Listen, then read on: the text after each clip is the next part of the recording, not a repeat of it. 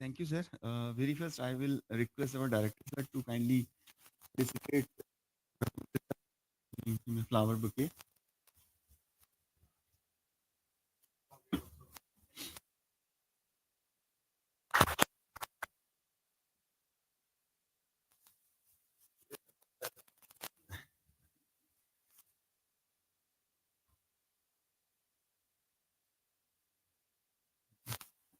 Thank you, sir.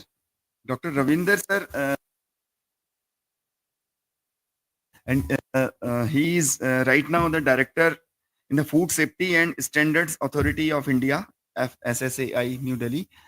Before joining directorship, he was the assistant director in the Central Council for Research in Ayurvedic Sciences. He is having the vast knowledge about the quality control, drug standardization, pharmacopoeial work. He is also having the good expertise in the good manufacturing practices for Ayurveda, Siddha, Unani, and homeopathic drug. He is acted as the members of various technical committee of the Ministry of Ayush and other ministries. He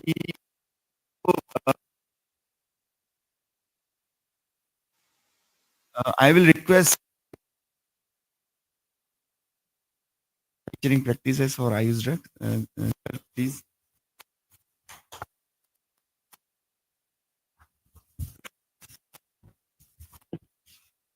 So thank you, Lalit. So actually, it is just home coming back to me here. So I was here for around 5 to 7 years. In 2005 to 2011, I was there in PLM. Then I had the charge of Director PCMNH and PLM, and I was also in charge of such kind of trainings. So I established one training laboratory also in PLM and PLM. So at that time, we used to give the samples to the trainees, and we asked them, the analysts, to just analyze the sample. And we used to give training, live training on heavy metal analysis and other things. So that is another thing. So now I'll be telling you about good manufacturing practices. So how many of you are from Ayurveda and Unani? Mustafa Sanji from Unani. So from Ayurveda, how many people are there? Can you have a rapid introduction session? Myself, Srinivas from Pondicherry, working as a junior scientific officer in manufacturing laboratory. You have a detail in Pondicherry. State. Previously, it was in Chennai only. No? CDTL, Acha, CDTL Chennai. state laboratory. Acha, CDTL. So you are dealing with the Ayurveda sample, the Siddha sample? So actually, I was posted in Chennai in 2006. So we helped DTL to start Ayush DTL in Anna Hospital campus. Dr. Mohammed Nabi, working as a research officer from our PCRU. Now I'm posted by DSR. अभी join किया आपने? I was in Chennai. अच्छा, चेन्नई तो बढ़िया institute है. वो तो मीना जी ने बड़ा बढ़िया बनाया हुआ था. And we have got a DG from there only. Yep. Sir, my name is Dr. Vainakini Rumbai. I'm a holistic physician and I'm from drug inspector of East and Kentia, East Kentia and West Kentia Hill District of Meghalaya. Morning, sir. Dr. Devrat Das, MD language. I'm looking after the drug Meghalaya. What is the specialization? Gayatri. Huh? Gayatri. Gayatri. Good morning, sir. I'm Dr. Hemant Singh, the drug inspector, Women Only. Good morning, sir. I am Dr. Koyam Singh, Drug Inspector, Manipur, Women of Manipur. Good morning, sir. My name is Rakesh Kumar Sharma. I am from Jaipur and I am a technical manager in SR Lab and Research Center. It is a commercial test house for Ayurveda. Good morning, sir. I am Lokesh. I am from Himalaya Reliance Company, Bangalore. I am working as a research scientist and article design.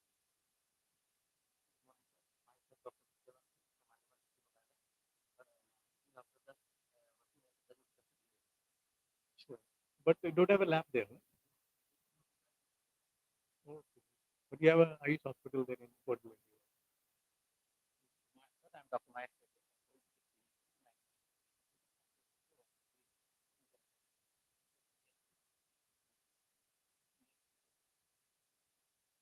Good morning, sir. Dr. C.H. Ravinder, recently retired from CCR, Central Council for Research in University, as Scientist 4 and Assistant Director Cadre. After my retirement, I am the technical advisor to a local company, SSB Home Vitality India, as a technical advisor.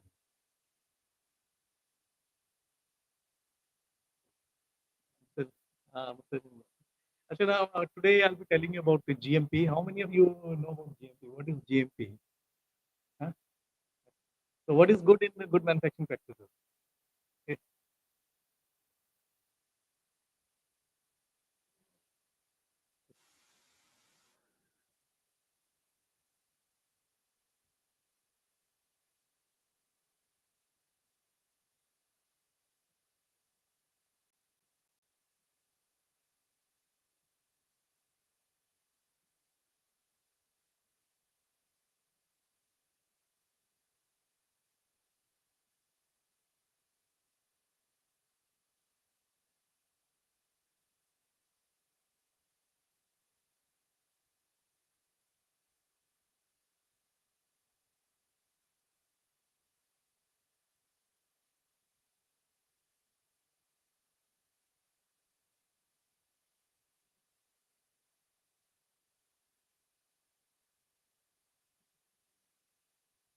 Yes. How many of you know about quality control and quality assurance? What is quality control?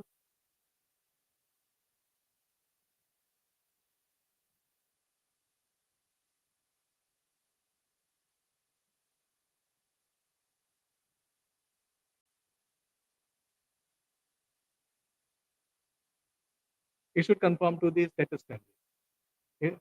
Yes, either it may be a pharmacopoeia standard or it may be an in-house standard. And what is quality assurance?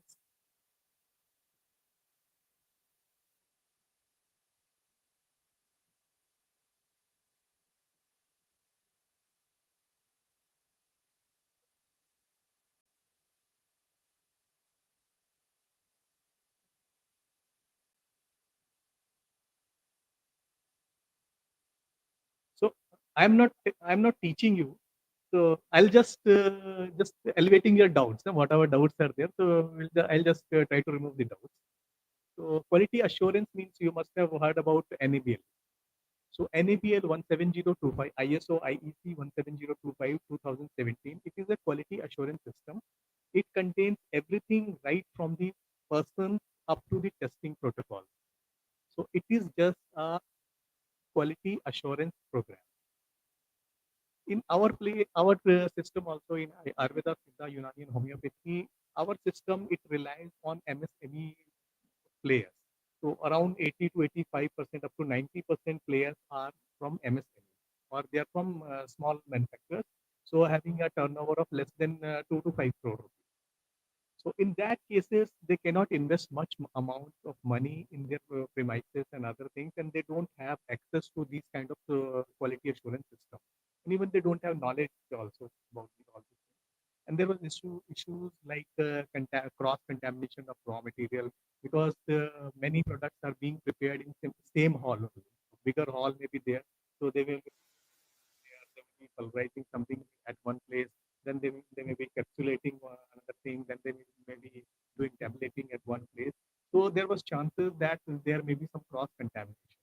Cross contamination, it means that cross contamination, you know that one product may get contaminated with the another product. So in that case, if the sample goes for testing, suppose if you are not using ashwagandha in ashoka rest, but you are preparing ashwagandha churna at one place and ashoka rest at one place, it may happen that ashwagandha may get intermixed with ashoka rest also. And in testing, ashwagandha will also be positive while doing TLC. So that sample is liable to be failed.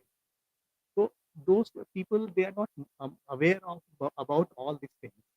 So for this thing, in 2001, Government of India, Ministry of Ayush, they came up with a quality assurance system which was known as Schedule E or Good Manufacturing Practices. So it says that they have to prepare the samples or the medicines at different locations, or there should be partition so that cross contamination should not happen, and there should not be any scope for dust or any other external contamination. So for that, for flooring, they say that there should be a epoxy flooring. there should be epoxy paint on the walls. The walls should be rounded off. There should not be corners so that dust may not settle. And same are the good storage practices are also there. They have to store the material at a specified place, and it should be well ventilated. The samples or this material should be placed above the ground level, and it should not be stored in jute bags in order to avoid the accumulation of moisture, because moisture is one of the biggest enemy of herbal.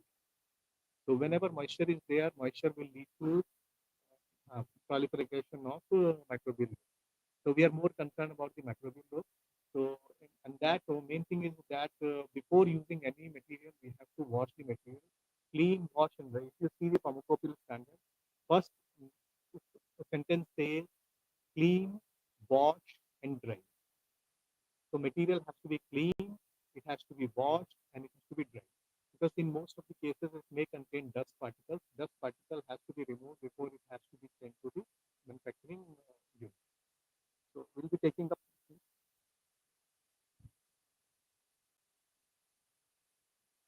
So GMP, it is a system that which ensures that there is a consistency. The products they have consistency, consistent quality, and they are controlled according to the quality standard. So as he has also told that we have to test the raw material, we have to test the intermediate product, we have to test the finished. Already our DNC Act says that all the manufacturers they have to comply to pharmacopoeia standards, and in case pharmacopoeia standards are not there, they have to have their own in-house standards. But the standard should be intermediate product. Say we are preparing extract, so extract has to be tested. Extract मान लीजिए extract you have to just mix in a fixed proportion, so that has to be tested. So and mainly they used to test it for heavy metals and microbial load. So it is already it is a good practice that we should test all the raw material for microbial load, aflatoxin, with pesticide residue and heavy metals. इनके लिए तो करना ही करना है, और जो physico chemical properties हैं वो तो करनी है. अभी क्या होता है कि when you are just taking the raw material, if you are testing the raw material at the first stage, you may reject the raw material at that stage. Otherwise, if you are not testing the raw material and you are testing the finished product only, and if heavy metal is there or microbial load is there, the whole of the lot has to be discarded, and it will be a big financial loss. So that's why DNC Act also says that all the raw material has to be tested, then it has to be taken for should be sent for production. So WHO has also given guidelines for herbal GMP of herbal medicine.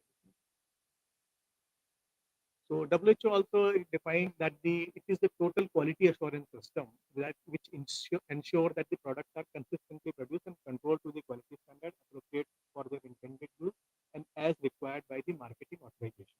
Main thing is that we are preparing the drug for the regulators to pass the drug and authorize us to sell the drug in the market. If it is not passed, then it has to be kept in our premises. Objective: ensure product quality, safety and efficacy, minimize risks like contamination, mix-ups and errors, and standardize. If you see, Vicks tablet is there. So Vicks tablet you must have taken around 10 years back or 20 years back. If you take that Vicks tablet still now, it will be having the same taste, same nature, same appearance. So this is that it has been prepared according to its standardized SOP. So this is the magic of standardized SOP. When you see this FMCC product, so every product has got their own perfume. If you're using talcum powder, so talcum powder will be having their own perfume. They are the signature perfume of that particular company. You can just identify the company with the help of that perfume. Pond's अगर आप powder लेंगे, talcum powder if you take, so you can identify it as a Pond's powder, or it is a Liril powder, or a Liril soap. So these are some of the standardized SOPs of particular product company. वैसे ही for Asa Varista people, they have their own SOP. For churnas also, they have their own SOP. For extraction, they have their own SOP.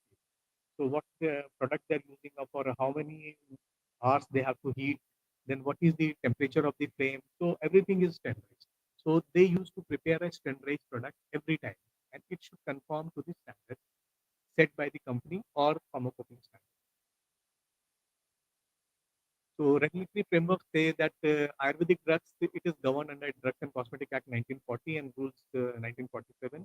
And then the GMP, it comes under, it is addressed in rule 151 to 159, and the certificate is issued for in 27 E1 form, which is valid for 5 years. Previously, it was for 3 years only. Now it has been extended. The time period has been extended to 5 years, and it is controlled by Ministry of Ayush and State Licensing Authority. On the State Licensing Authority, they are authorized to give the GMP certificate, and it is implemented through Schedule C. So it is compulsory manufacturers to have their premises with certificate of GMP. So in Delhi, there was around, at one time, there was around 600 pharmacies who were preparing the medicine. And when Schedule T was implemented in 2003, 300 companies were closed down, and only 300 companies who took GMP certification, they were allowed to operate in Delhi. So Delhi became the first state to become 100% GMP compliant. And just like that, in Kerala, Sitaram Ayurved was the first company, Trishur, it was the first company to get a GMP certificate in India. For homeopathic drugs, there is a separate schedule called Schedule M1. M1 says that what needs to be done. I'll take up next.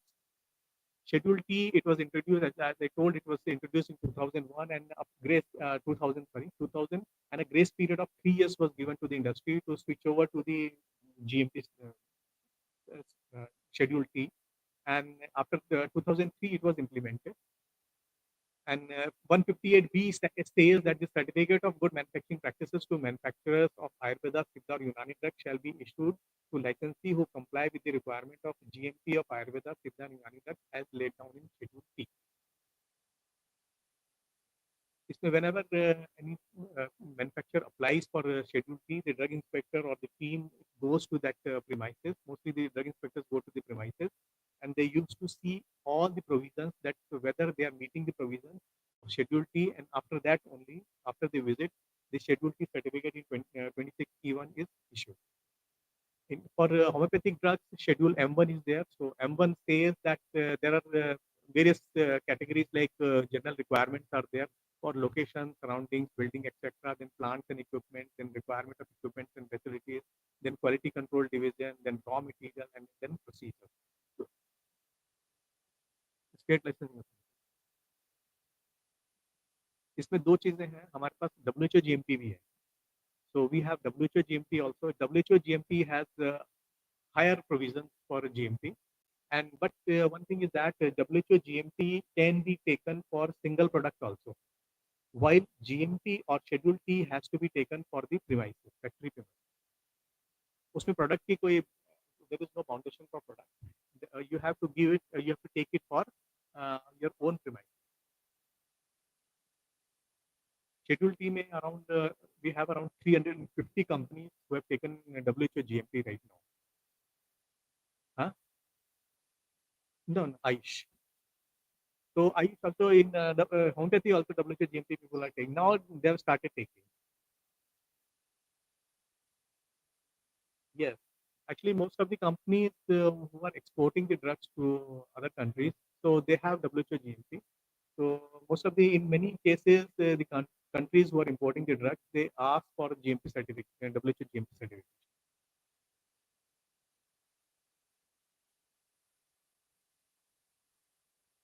Yes, yes. Before the license is issued, it is mandatory for all the manufacturers to have GMP certification. And many times, Ministry of Ayush has issues instructions to the authorities, the state licensing authorities, that those manufacturing units who are not GMP compliant, they should be closed down.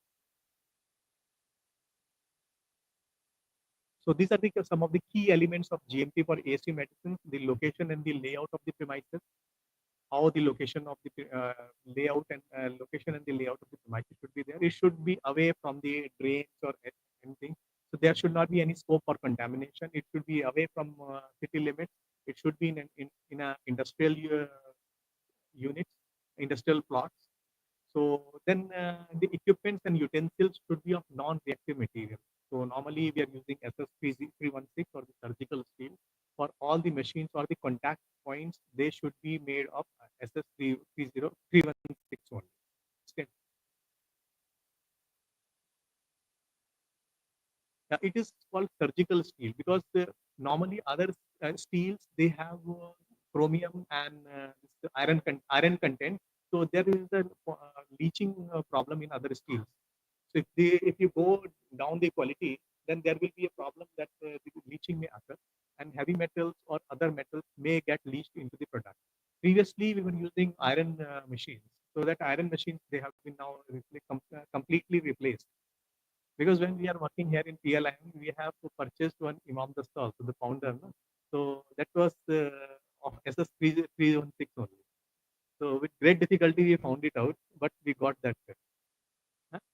Huh? Normally it is made of iron only, but we got one steel iron, steel found.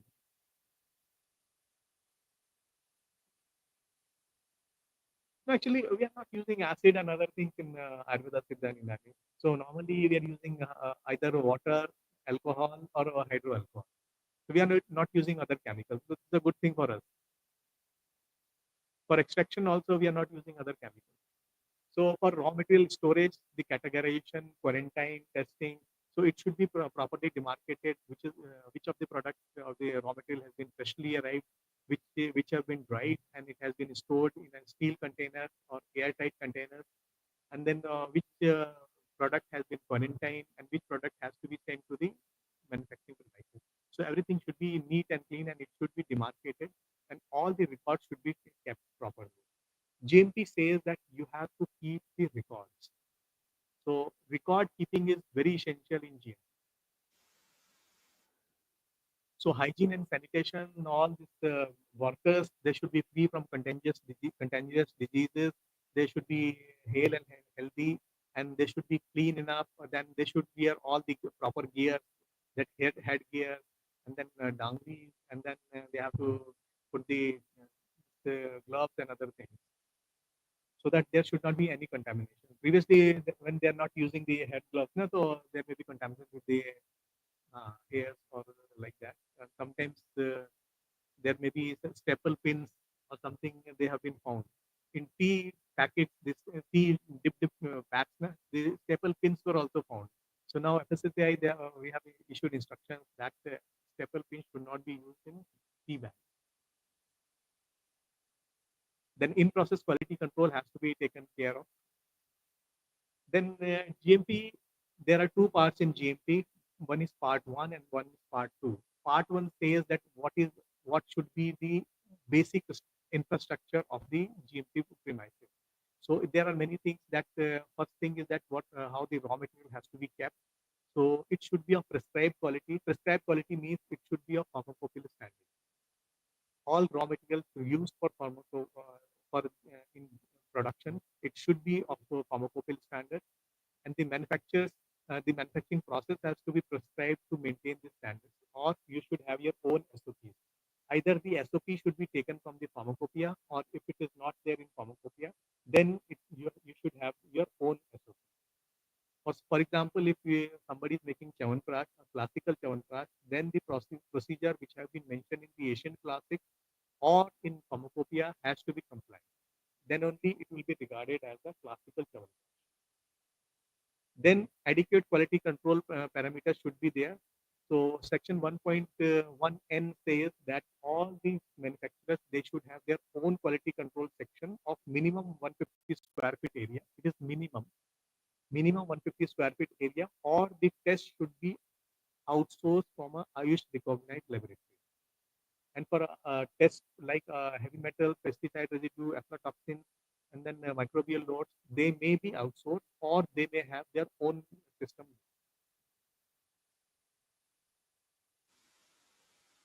And then for all these things, they should have their written documentation for evolving these kind of things. For example, in NABL, we are preparing our quality manual. So they should have their own quality manual sort of thing, or one document should be there that what needs to be done for ensuring the quality under Schedule C. So that is the duty of the manufacturer. So there was a voice from the industry that we don't have any guidelines, GMP guidelines for the rush oxides or the metallic preparation. So on 4th March 2009, under JSR 157E, so supplementary guidelines for manufacturing of rush oxides or Pustajat, they have been issued, and now they are the part of Schedule T. So this is the documentation and the record keeping. So you have to keep the batch manufacturing record. Then you have to keep the standard operating procedures, then master formula record, then the change control, deviation, complaint record, everything has to be kept. So SOP says that the SOP means that whenever anything is being prepared, so SOP should be pasted near the machine itself. So that if that concerned person is on leave or he has left the company, so other people should be able to prepare the drug according to the standard operating procedure of the company. Otherwise, it should not happen that if that one person is gone, that production is stopped because only he was knowing, others are not knowing. So SOP should be readily available to the workers who are working on that machine or with that particular dosage form. Or if there is any change in the SOP or the deviation or complaint record, then it has to be properly noted down and it has to be intimated to the concerned person. Sometimes it may happen that the company may reduce the heating duration. So if previously when we are heating for 5 hours at 110 degrees centigrade, and now company has decided that the product is not good or there is some problem with the product, we will reduce the heating time. So that deviation should be recorded, and it should be reported to the concerned person, and it should be well told to him that from till now this SOP has to be adopted. So these are the documents in SOP and GMP. So we should have the policies. What is the policy of the company? Then what is the standard operating procedures? What are the specifications? What are the master formula records? Then batch manufacturing records, manuals, master plan, validation protocol, forms and formats and records. So these things should be kept readily available with the company. Main thing is that any drug inspector may come to the premises and he or she may ask for these kind of documents. So these documents should be readily available to the company. Otherwise, if these documents are not available, Schedule T certificate may be cancelled by the authority. So it is all aspects of production, from starting material, premises, equipment and training and personal hygiene of the staff.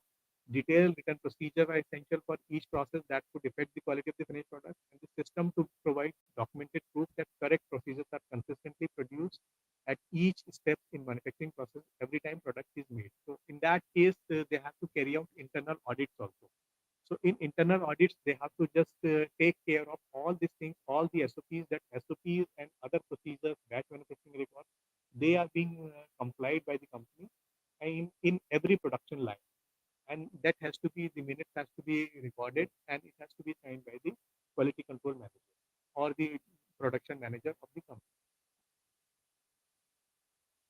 So factory premises says that water disposal, then disposable of water, then container cleaning, storage, raw material, packing material, finished good stores. So all these things has to be taken care of, and there should be written procedures for these kind of things. And for a sterile product, if suppose in Ayurveda we are making eye drops, so for eye drops, sterile zone has to be prepared, and all the production should be done in sterile zone. So I'll ask the training coordinator. So they will provide the copy of this presentation to you. They will.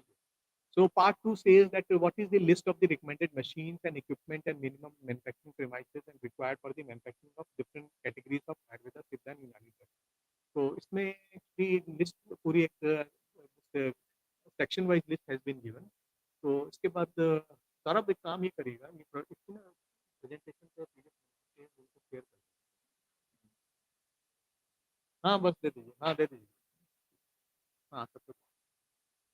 और in part B, the part 2B, column B, this list of the machinery has been given for Ayurveda, Siddha and Unani. So whatever machines are to be used, so those machines only have to be procured and they have to be used.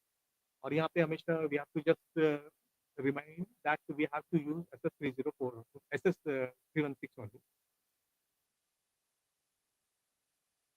Simply GMP, if you say, it revolves around 4M: material, men, machine and method. इसी में ये घूमती है। अगर आपको याद करना हो कि जीएमपी में हमें क्या देखना है, तो आप ये 4 चीजें हमेशा याद रखिए। मटेरियल है तो raw material should be of pharmacopoeial quality. Men should be trained and they should be free from any disease. And if they're trained, then training record has to be kept. In quality assurance system, we say that whatever we are doing, we are writing, and whatever we are writing, we are doing. I am annual assessor, तो annual में हम लोग उनको ये कहते हैं कि आपने जो लिखा है तो हम मानते हैं कि आप वो कर रहे हो, और जो आप कर रहे हो वो आपने लिखा है। तो अगर आप किसी इंस्पेक्टर को, if you say to any inspector that we are training the people, we have send this much of people for training, he will ask for the record. There should be record for the training. There should be certificate. You should keep all the certificate at one place. That these many people have been trained in this month. These many people have been sent to this company and they have been trained. These are the certificates. So there should be documentation of everything, and there should be medical checkup of all the workforce. उसका भी you have to keep the record. This many doctors were they came here. The skin specialist came, then physician came, and then we have just tested, or we have subjected all this workforce for medical examination. So there should be a record for everything. Just like that, for machines also, when the machines were prepared, purchased, all the purchase record, what is the quality of the machine, how much they are being used. So logbooks for everything, we should have the logbooks. So only the logbooks says that the machine has been used for this much of time. For instrument also, we have to keep the logbook. For everything, any internal audit is there, so they will simply ask you for the logbooks.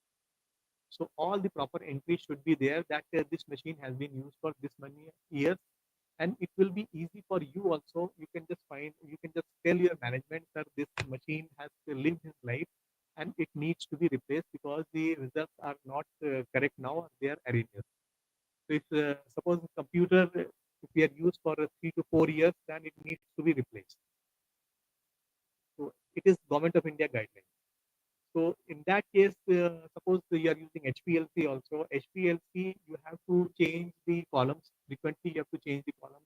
Then the efficiency of the pressure pumps will go down in after long use. So that either the pump has to be replaced or the whole machine, if it is not working properly, that machine has to be changed. So method means your standard operating procedures. You have to keep all the standard operating procedures with you. So what things we have to do for GMP? So construction of the proper facilities and equipment, then proper training to manpower, written SOPs, avoid cross contamination, and regular technical audit. We have prepared everything, but it should be implemented also. This system, the quality assurance system, has to be implemented at ground level.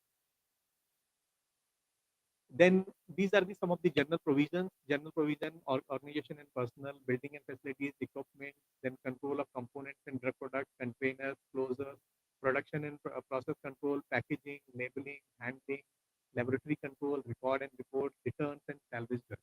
Whatever, if we have to just recall some drugs, if there is some problem, company may found out some problem is there in the record itself, so company may recall the drug also. And the information has to be given to the state licensing authority also that we are recalling this drug. So all the recalled drugs, they should be kept separately and properly marked and disposed afterwards. So quality control measures, so as the 1.1N says that you should have a quality control lab. All the manufacturers should have their quality control lab, or they should have they should outsource the test in a Ayush recognized laboratory. So we are having around 50 to 60 laboratories which have been recognized by Ministry of Ayush. The list is there in the Ministry of Ayush website. So that can be done. And most of the people who are just working, even the private companies also, if you are working on, you are having all this equipment with you, and you are working for at least 3 years, and you are testing AS1 drugs, you can apply to Ministry of Ayush under Rule 161A to J for recognition of your laboratory as a DTL. So if your lab is recognized as DTL, then the industry may send the samples to you for testing. So you may increase your business by having recognition from Ministry of Ayush. And there is a scheme called Agassi scheme. Agassi scheme, you can ask for funds from Government of India for upgradation of your laboratory, as well as for civil work also. And if any this your manufacturing premises are there, or you are a manufacturer, then you can apply for upgradation to WHO GMP, and we are giving funds of around 3 crore rupees, maximum 3 crore rupees. But the WHO GMP has to be taken.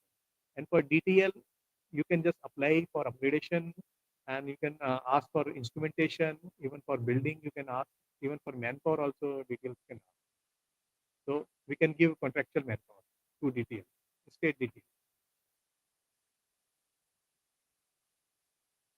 Pardon?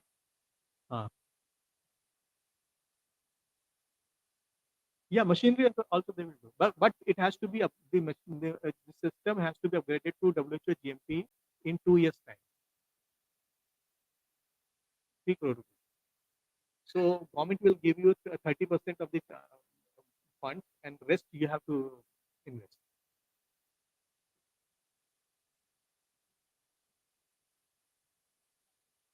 Yes, yes, yes. So there is a scheme called Agassi scheme of Ministry of Ayush. It is a central sector scheme. AUGOSY. AOGUSY. Agassi scheme. You can Google and find it out. The scheme guidelines. Ayush Agassi scheme. So in that, if you have a state DTL, so you can apply for upgradation of state DTL. And you can ask for machines. So we used to give the machines also.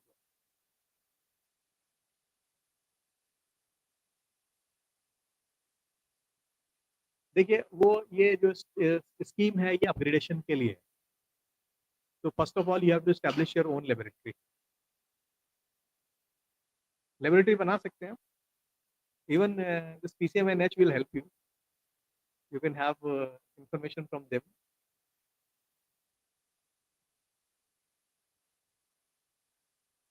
देखिए actually it depends that what kind of test you are doing. Ayush system, actually there are 4 major tests. So for those major tests you can outsource it, because there is no need of having establishing it. So for like heavy metal, microbial load, pesticide residue, aflatoxin. So for aflatoxin you need to have HPLC. So it will cost you around 35 lakhs. Then first of all you need HPTLC. First, the HPTLC is required. HPTLC will cost you around 70 lakh rupees. Minimum system will cost you 70 lakh rupees. Huh? Yes. So it is always better. You can just outsource it. Yes. So even there is a provision in the Schedule T that the test may be outsourced with the Ayush recognized laboratory. So TLC can be done within 500 rupees or 700 rupees per sample. So actually you need a manpower also. Then yes, yes, yes. It is always better to just instead of buying a car, you just book a Ola and go. Yes. Yes, it is more economical. Hello. हाँ हाँ तो मैं अभी एक meeting में हूँ मैं गाजियाबाद में हूँ आज Right, वापस over. हाँ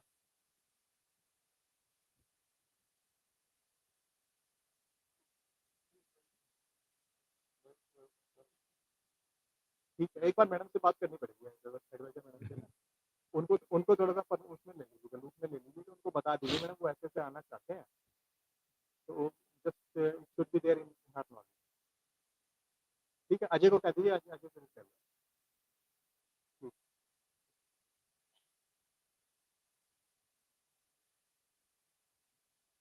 Sir, GMP is the issuing authority of the state government. State Convention. Licensing authority So manufacturer has to apply for the GMP certificate. Yes So once GMP is issued, how long it is valid?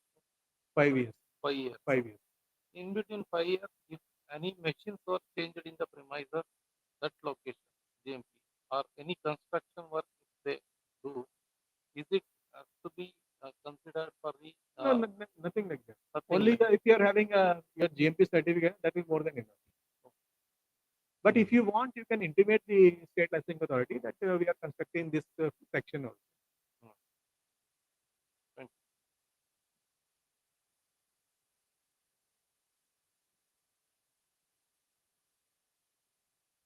कहीं भी हो सकता है it can be anywhere but it should be Ayush recognized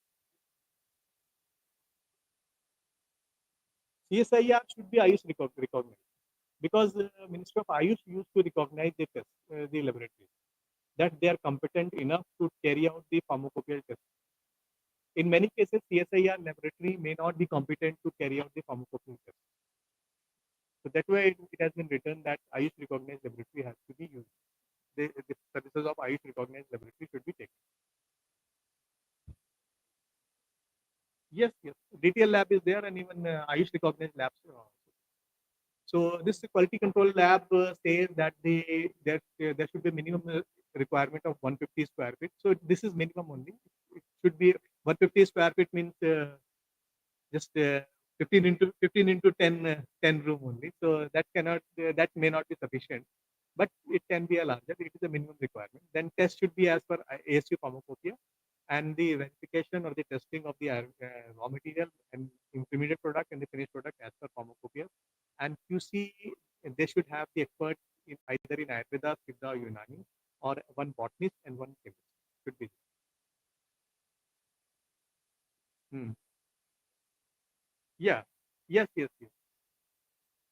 Yeah. It is a climate control system, AHU system.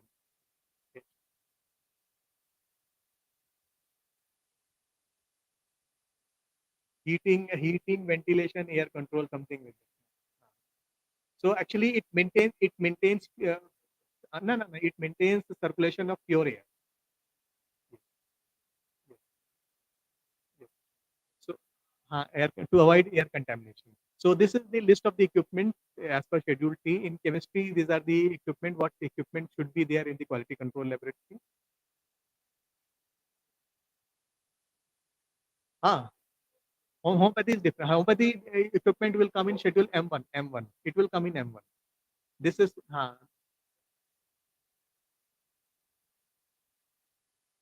किसमें 8 number tablet disintegration apparatus should be there ना नहीं फार्माकोपोर parameter नहीं है लेकिन ये ना इसमें जो हमारे जनरल गाइडलाइंस है उसमें लिखा है कि you have to go as per the so if you say that tablet it is not our dosage form ना आपकी ना हमारी in Ayurveda हाँ हाँ एक्चुअली हमारे भी क्या है actually we used to roll the tablet so vati and gutika so gutika actually there is a problem in uniformity of weight when you are making it with a high end so there will be problem that it may vary in the weight so that's why now most of the companies now they are compressing the tablet to a specified volume or the weight so in that case it has been told that they have to comply with the IP standard so IP में standard दिया हुआ 250 mg का cash standard है 500 mg का cash standard है 125 का cash standard so they have to comply to that standard but it has not been brought under pharmacopoeia.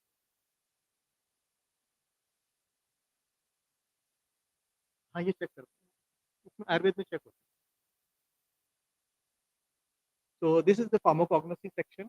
So we have to just check the pharmacognosy or the identify the drug on the basis of the pharmacognostic characters. This is the microbiology section, minimum of microbiology section. This is now how variance will occur. So it may be material may be from one vendor, it may be from second vendor. Sometimes there may be contamination, and sometimes there may be a mixture of immature plant or mature plant, and sometimes the adulteration may be there, intended or unintended adulteration may be there. Then machines, sometimes defects may come in setting of the machines, then sometimes this differences in supply, manufacturing defects, other things. Then men, sometimes lethargic workforce, improper training, they may not be able to carry out the work as per the standard. And the methods and lack of SOPs, failure to follow SOPs, so that may happen. कभी कभी क्या होता है, घर में नमक ज़्यादा पड़ जाता है खाने में, तो वो भी जीएमपी है. जो घर में हम लोग खाना बनाते हैं वो भी जीएमपी है, क्योंकि I used to compare it with the food making process only. तो हम सब्जी लेकर आते हैं तो हम मार्केट से we used to buy good vegetable, we used to choose the vegetable and then come. So vegetable means we are choosing the raw material. Then we used to clean our utensils. So it means that our utensils should be clean. Then we are using all the spices, good quality spices, oil and good quality spices. Then we are just putting water, and then we are putting on the flame for a specified temperature at a specified time. And then we have to take it out, and then we have to take the food. So every time, every house has own SOP and own taste. So whenever we go to a hotel, we say, "Huh? Yes, yes." Otherwise, the family member will not take. No, no, no. Today salt is too high or oil is too high. They won't take. Yes, there should not be variation. So it is up to the lady to just follow the SOP, her own SOP. They are the in-house standards. So in that case, in factory also we have to maintain all these things.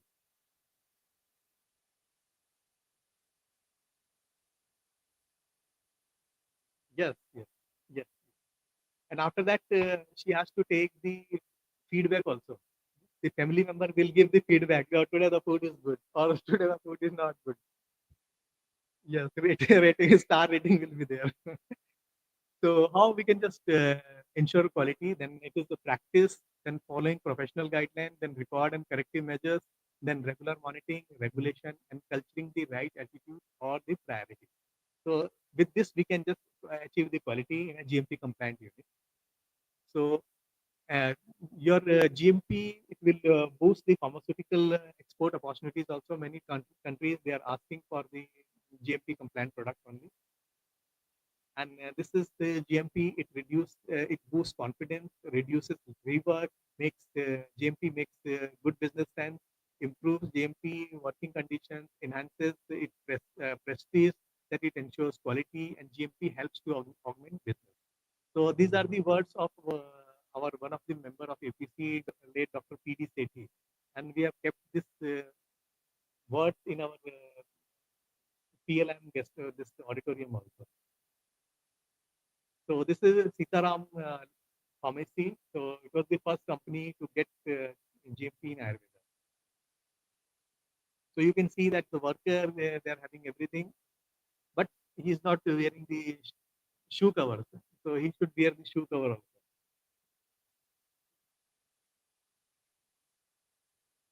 So this guideline for inspection of GMP compliance has been for drug inspectors has been issued by Ministry of Ayush. So this is all about GMP. So any questions? We can just take a couple of questions.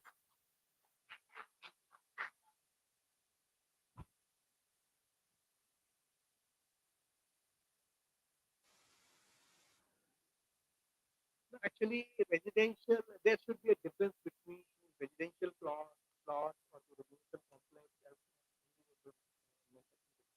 Because normally we don't allow it, because most of time the manufacturing unit is there in the industrial area. Because sometimes it may happen that the fumes or other things they may affect the residents. Even if they contaminate the water also. In most of the cases now we are having the water effluent plants within the So we are treating the water and then we are reusing the water either for gardening or for other. Yes, actually, Factory Act certificate has to be taken by the. All other clearance has to be taken for this. Yes, pollution board clearance, then fire, water, sewage, everything has to be. All the clearance has to be taken by the. Then only you can start the manufacturing. Abhi you cannot start a manufacturing unit in a house.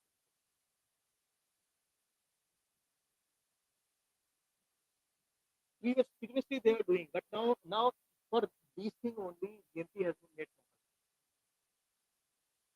Yes, but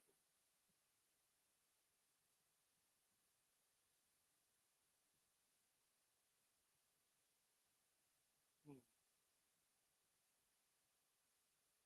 no, but they should have a WHO GMP. Oh, sorry, GMP certificate. If GMP certificate is not there, even GMP certificate, this inspector will ask them to close.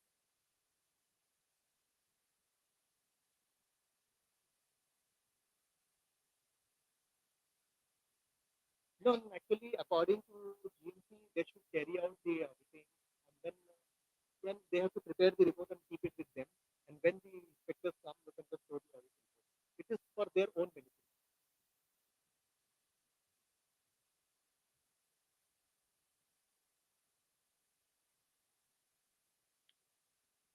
Yeah, actually, this Vaidyas and Hakims who are preparing their own medicine and dispensing to the patient, GMP is not required. So relaxation has been given. No, no, label should be there. Label provisions are there. They should be labeled. Actually, otherwise it will be regarded as a serious drug. But actually, it should be. नहीं marketing नहीं कर रहे हैं, but it should be for the knowledge of the patient. For patient should know, because many things in other some part of the country which is happening that they're giving steroids and other things to the patient. So these things, facts are using all these things. They're using for arthritic patients, they're using dexamethasone and other steroids.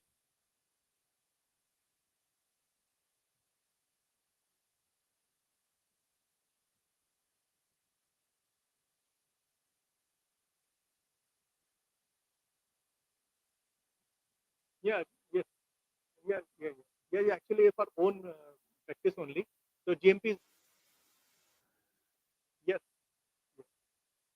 For practicing Vaidyas and Hakims, so they have been exempted. Yes, yes, yes, yes. Whenever any commercial activity is there, everything has to be compliant. DNC Act has to be compliant.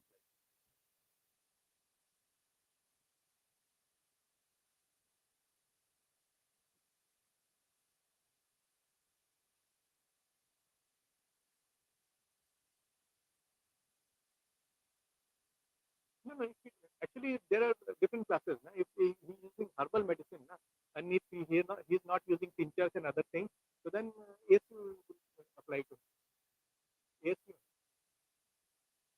Yes. Because one license is given by CDSCO, other license is given by ASU.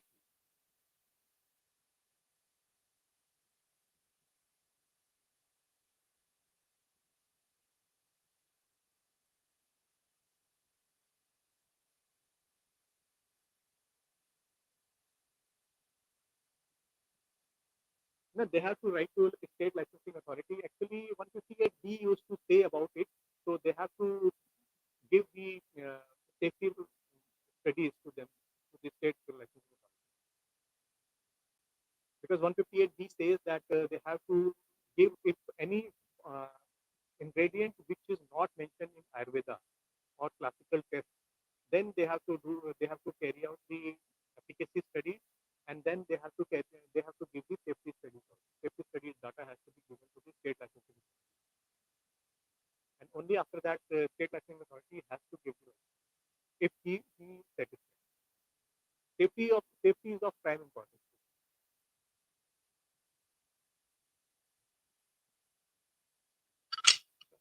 Yes.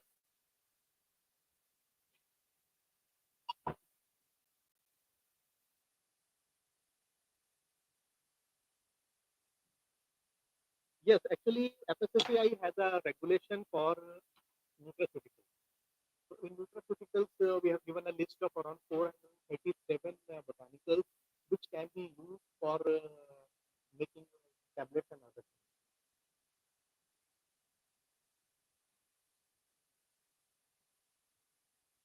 No, normally we are not getting license. Actually, I'm dealing with the nutraceuticals, so we are not getting homeopathic products. Even some homeopathic companies, they are applying for nutraceutical. They are preparing tablets and everything. Very big companies they are applying.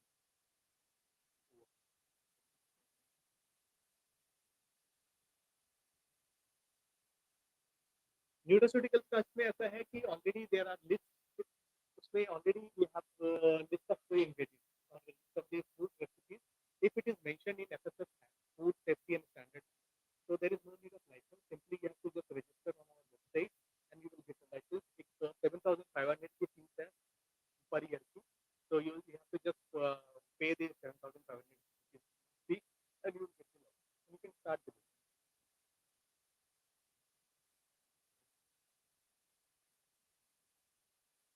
हम तो आपको कई बार बोल चुके हैं already दे आप लोग लिख ही नहीं रहे होंगे अब आप लिखो ना आप आयुष को भी लिखो और हमें भी लिखो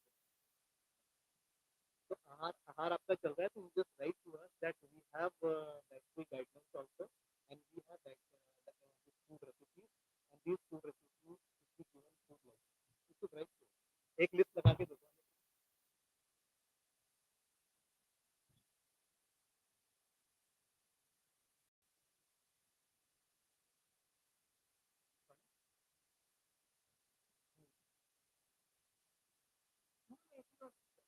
for equipment it is not but only for machine which is coming in contact with the medicine that only Which which website? C for lab accreditation.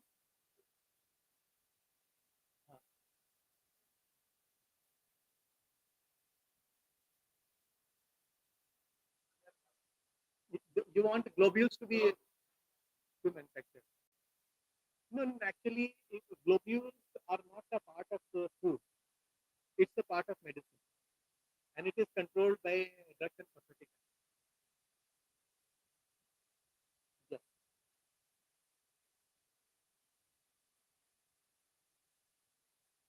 no actually they may be using the extract they are permitted to use the extract as a nutraceutical so they may be reducing like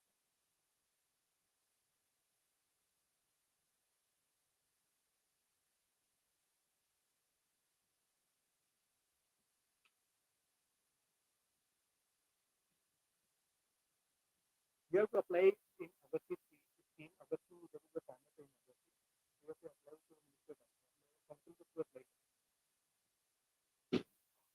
आपका detail मिल गया लगता है कि वहाँ चेन्नई के यहाँ मिल गया कितना लगता है चेन्नई तो मिल गया था वो तो हमने पहले मिल गया था कि मेरा भी नहीं मिला तो we got detail license in 2005 वो तो काफी पहले तो फिर मीना जी भी हमारे यहाँ आते थे तो मीना जी ने भी डी हुआ तो we developed that license yes हाँ yes हाँ Sir, one Sorry, Q, sir. sir. How much quantity of this Schedule E1 drugs including as an ingredient in preparation of Astu drugs? How much is there any document or like actually document is there but I cannot tell you publicly because still in some state non-compliant GMP units are working. yeah So many times this letter has been issued by Minister of Ayush that you should close down. Many states have closed down also. I don't know.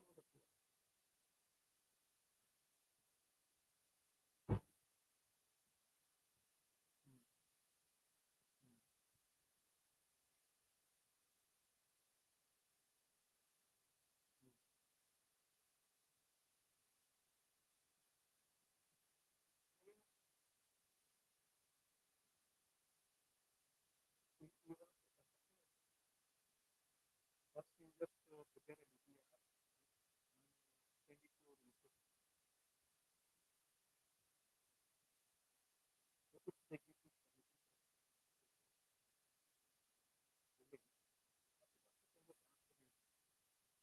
state government will give the maximum state government will give. You have expertise in this.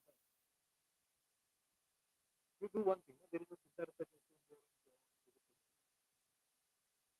You can get a application there.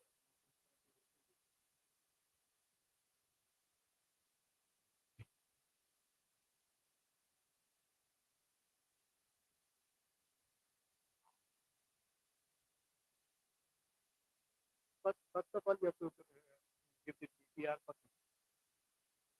I think we can conclude now. Next speaker is waiting. Okay. हाँ number लिख लीजिए 9968 246 136 136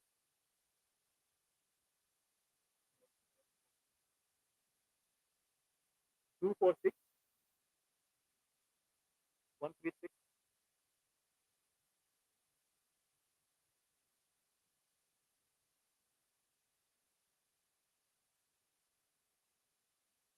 और landline लिख लीजिए 2323 7421. Sometimes I may not phone during meeting. 2323 7421.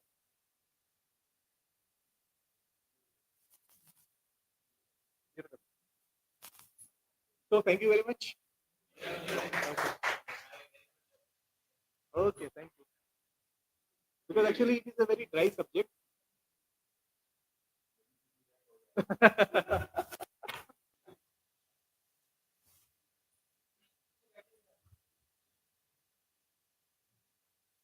Two questions. Which website see for the lab upgradation for instruction or guidelines? Which website? There is no website like that because now some books are there for laboratory upgradation. Books are there. You just download free books are there.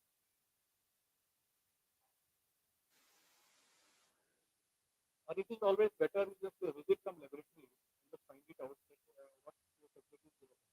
No, government subsidiary. अच्छा इसके लिए तो obviously ठीक है obviously है तो we can just write to apply for Minister of Ayush. तो net चल रहा है क्या?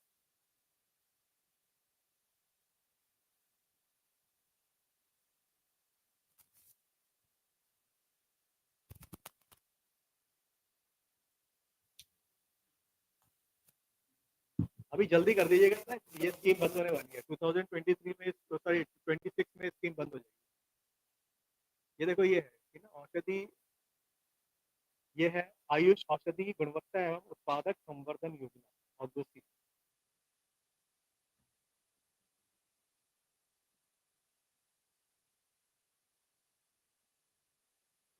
Ministry of Ayush. You can just download it. Yes.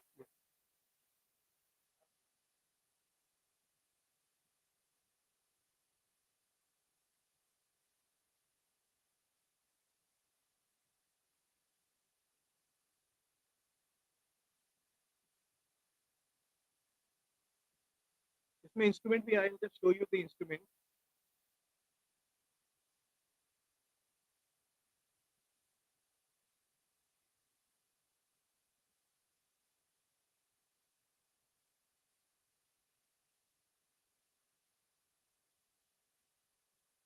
इसमें देखिए ये जो एलिजिबिलिटी क्राइटेरिया है ना फार्मेसी के लिए है फंडिंग पैटर्न है ये है फार्मेसी के लिए. यस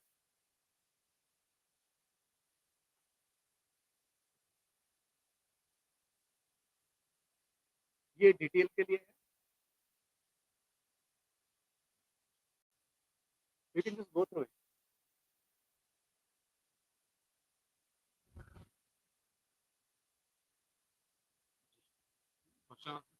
हो गया.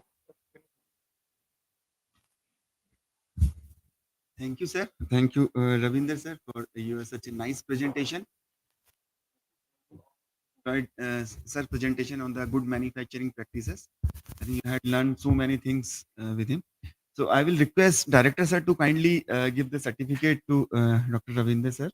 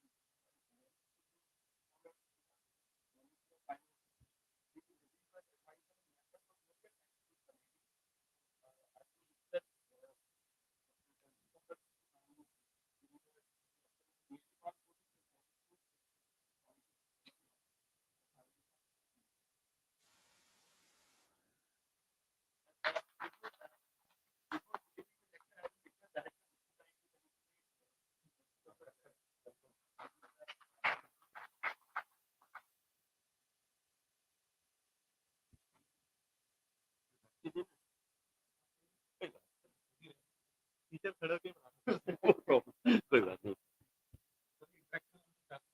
हाँ नहीं क्लास चेक कर लीजिए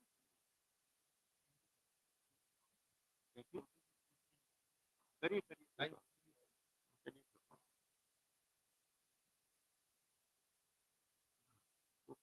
सामने आएगा तो करा दीजिए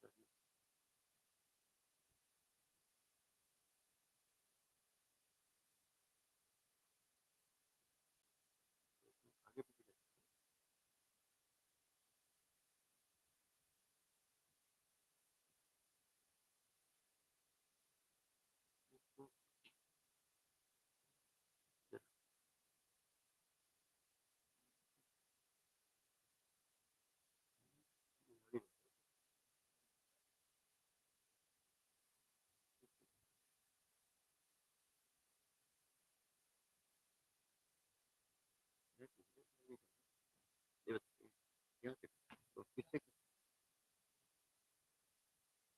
कौन सा बैठेंगे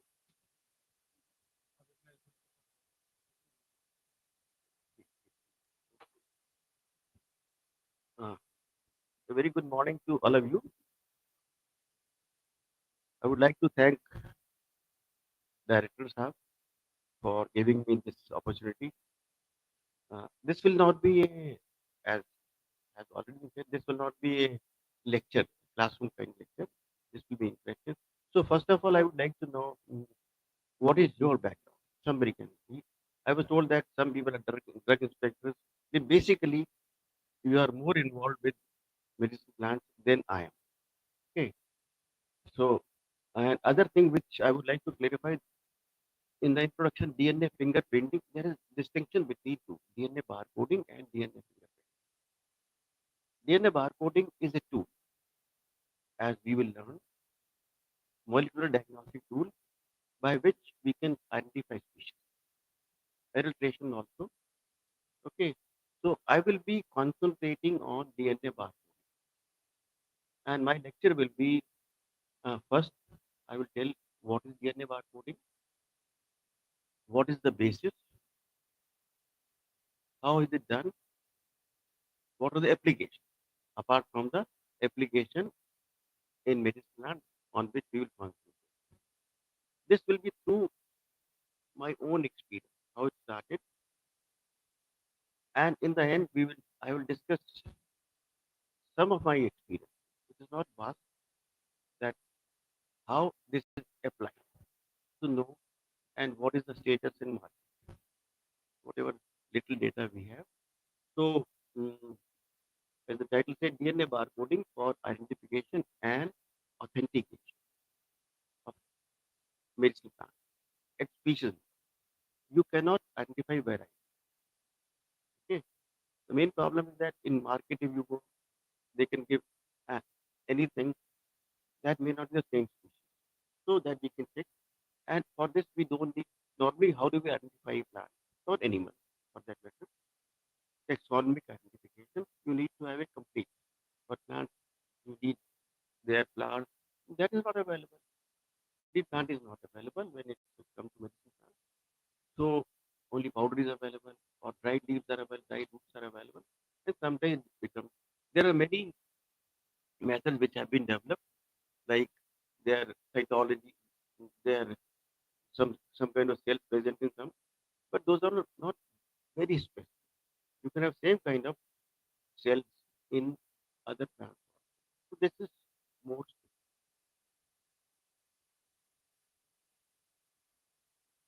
So this is a general introduction. I think all of you are aware that in the Indian subcontinent, we depend a lot on traditional systems of medicine, which largely involve plants. So even nowadays, in spite of this, if you go to villages or even at home, we simply depend for protein ailment, depend on traditional systems. Nana nani ke nuske or nani ke nuske, something like this, for which we use that. There are about 17 to 18, roughly rough estimate is there. There are about 17 to 18,000, when I say plant, flowering plants, indigenous plants, out of which about 6 to 7,000, if you take different systems of traditional Unani, and homeopathy. About there are 6,000 to 7,000 plants which are used. And out of these, as per National Medicinal Plant Board, 960 plants are marketed. They are plants of common. And of these, 178 plants have trade volume more than 110. This is an old data. So it might have changed slightly. But this is the basically there are about 200 plants which are of high value because of demand or because of. So what is the traditional system? Earlier, Vedas and all these people used to collect plants by themselves. I know in our family, there was one my Poopaji was there. He used to say that plant from Chenab River is more effective than plant from other places. So even climatic conditions are important. So the practice traditional was that the person practicing this type of medicine used to collect plants by them. So they were experts. But now that is not possible. Now it has been taken over by pharma majors. They cultivate or rarely they cultivate. They get their plants collected. So collectors are involved. They may not be experts. Okay. So those plants are collected, then formulations are used to make. So now that's not possible. So out of these plants, question is that how many of these are cultivated? Out of 178 or 960 plants or 5 or 6? Collections are from very few plants are collected. Probably plants which are collected, medicinal plants, when I say, you can count them on your fingers. Even though these 10 fingers will be more than what we require to count them. So most of these plants have been collected, are being collected for many years. So what is the result? Result there is that either the population has gone down or they're simply disappeared. Difficult to find. And I will give you examples also. To check that, there are many formulas. Citus is there. There are appendix 1, appendix 2. But if somebody collects a bulb, it can be onion bulb, it can be a bulb of an important orchid which is endangered. You cannot distinguish by simply seeing the bulb. Or if powder is there, the plant can be that can be virus which is right. So what is the reason? Supply is reduced. Now pharma made they will not close down their factory. Either some substitute will be suggested, which may be as per Abhava Pratinidhi Dravya. I think you are aware of this principle. Abhava Pratinidhi Dravya. That means in case of scarcity, other can be used, which has the same kind of guna. In technical, we can say probably biochemical profile. So some are just to fill up. I will give you example also. So ultimately what happens? Either adulteration is there or substitution. These adulteration definitely will. Substitution may be less efficacious or maybe ineffective or sometimes even harmful. Okay. So what is the final result? This can be because for two reasons. One, lack of expertise on the part collectors there. Second is pecuniary, monetary value. So ultimately what happens? Consequence, what of the you lose faith in that testimony. Okay. Many people say that this batch was effective with me, but when I continued, then this batch was not effective. One example is Chyawanprash. Tons of Chyawanprash is being by very the plants which are supposed to be there, those plants don't exist. I will give you one example, Melexis mystifera. For 7 years, we were trying to look for a plant just to get 2 or 3 plants so that we can develop this GMP. We could not get it. Ultimately, I got few plants from Bhutan. And we used to visit all those places from where it was deported. So, Chyawanprash, which is those 8 plants are, but there are some substitutes. It is not the Chyawanprash which is being produced is totally ineffective. It has something which is possible. But those plants are not there. Argument is that probably what these are deduced are description is there. So from that people have deduced that these are At the time, botanical names were there. When Javanti Shiva, botanical names were not there. So there can be argument, but uh, at least one producer writes all those names. I will not say. Other people don't say. Okay. So this is the major handicap. We cannot identify whether plants are being overexploited, whether plants or animals are being exported, which are not supposed to be exported. It one cannot check unless you have the complete object. So this is a big handicap. Enforcement agencies cannot check. They are not capable of checking by the traditional method. So what is the solution? DNA barcoding. Okay. So what is DNA barcoding? Coming to the main topic, it's almost now more than 2 decades old technology. 2 decades old technology, and it is for species level identification and detection. Okay. Just I'm emphasizing once again, it doesn't require whole object. Even a fragment is there, you can add it. What to say fragment? Suppose something had existed at a place and it has decayed over there. From soil you can isolate DNA and you can say that this plant, this animal was there. Or you can take fecal meter of an animal and you can tell that what animal had eaten, what other. So what is the basis now?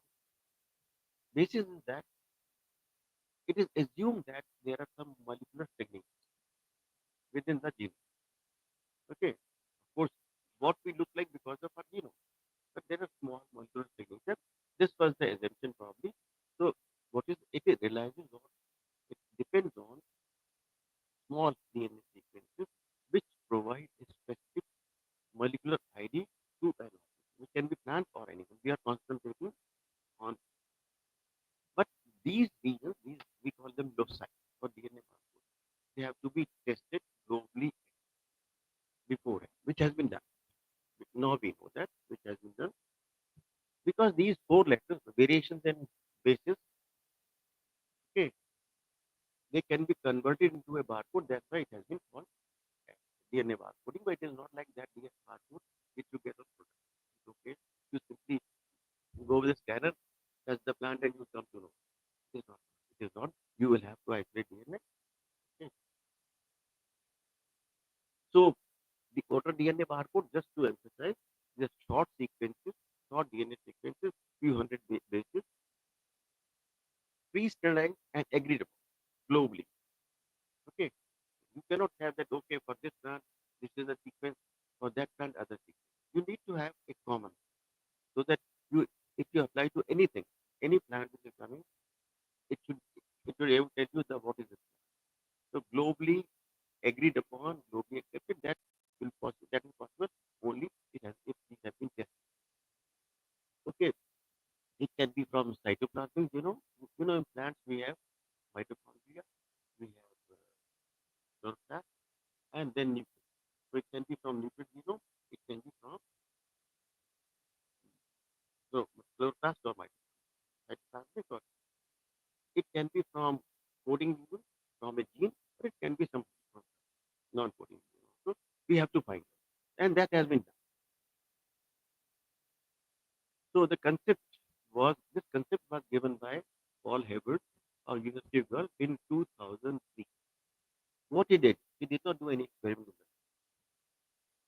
He simply downloaded sequences of small DNA, cytochrome C oxidase, just a long gene, just 658, 658 base pairs, that is called COX1,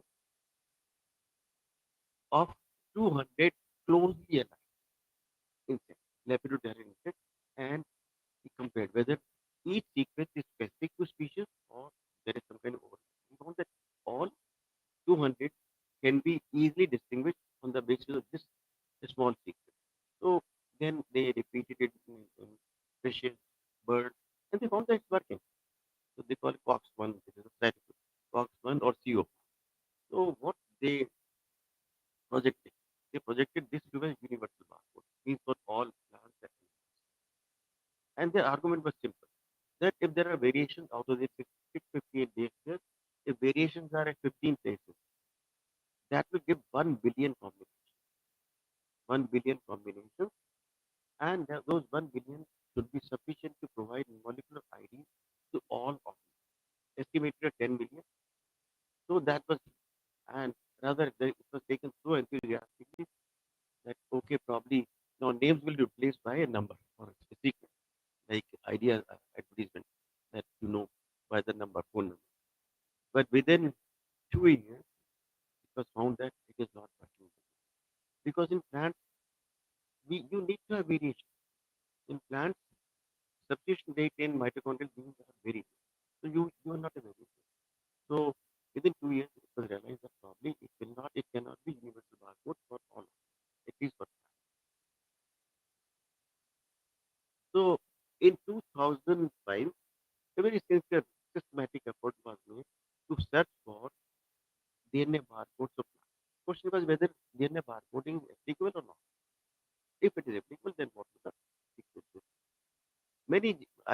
I'm listing many reasons from what I said. What they did, they took two plants, Dicocercobacter and Ectopagalis, both belonging to same family. They had complete chloroplast genome of that, sequence of that. They checked at what places variations are. They tried about 7 or 9 loci, and they said, okay, it can work. But within 2 years, by 2006, it was clear that looking for a is like looking for holy grail. I hope what is holy grail? Holy grail is not. It is believed that Christ during his last supper used a glass or a plate that is supposed to be holy. Okay. Some people say that exists, some people say that doesn't. It's a matter of belief. So it was compared, DNA barcode plants were compared with Holy Grail. That okay, it is only belief, it doesn't exist. That was it. But that was if it is single locus, like Fox. But realization was that probably we will need more than one locus, a combination of loci to provide a barcode for that. This was the realization. Okay, at this stage, we also got involved. DBT became interested in 2006, and we also started by. Okay, so we started. There were two objectives. One, to check whether DNA barcoding is applicable to us, whether this concept is really applicable to plants or not. Two, if it is applicable, what are the loci? Which regions can be used as DNA barcodes? So question was that how to do it. Okay, like they did insects, closely aligned. One should be able to distinguish species which are close to each other. So we started. We took one plant, Dendrobium. It is an orchid. It is used in medicine plant also. And since it requires money, they said okay, demonstrate applicability of DNA barcoding in 30 species. So it has 900 species. In India, about 106 species exist. So at least the species which are clearly distinguished. If these are congenital, if these can be distinguished by any sequence or a combination of sequences, then we would believe that DNA barcoding is working. So first step was that. Other thing was Dendrobium. We selected Dendrobium means we were suggested. Dendrobium is an orchid and orchids are supposed to be promiscuous. In the market you can have hybrids. By intervention, breeding intervention, you can have hybrids of multi-gen. So they said these are promiscuous, probably it will not work. DNA barcoding. If it can distinguish species of Dendrobium or some other orchid, then probably it will provide a robust test to DNA barcoding. So what we did, we selected these loci, which are there, RPOB, they are all chloroplast loci, RPO-C1, NATK, RBCN. Let me emphasize that these are not complete genes, only a portion, 400, 600, 800 base pairs, and only one from nuclear genome, IPS. And that is used for other studies, also fingerprinting, other phylogeny also. So we selected these. We tested. We wanted whether which of these is working and how much is working. What is the percentage of species discrimination? So anyway, this is 36 species, and how many you need to have multiple samples of a species, because there can be variation within the species.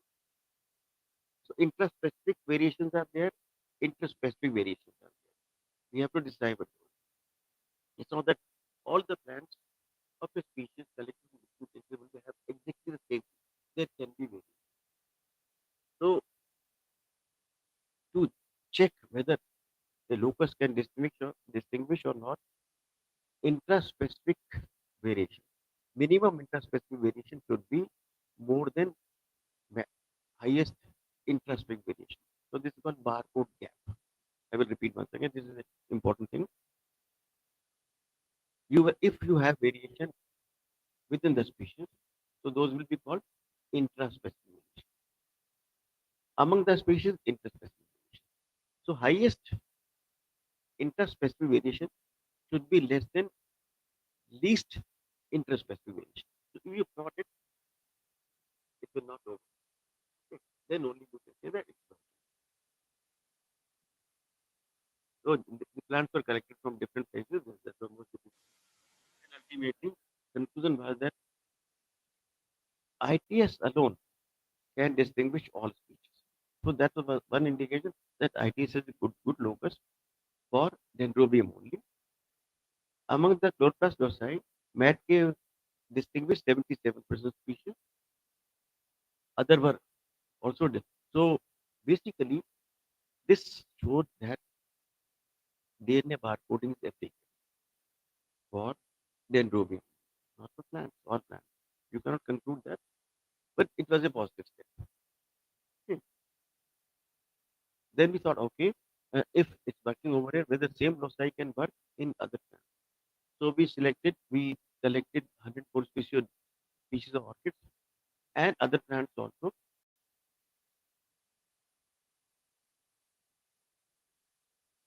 So again, objectives were whether it's working at different levels, family level, genus level, species level, where we had demonstrated. Species level in other genera also. It was only then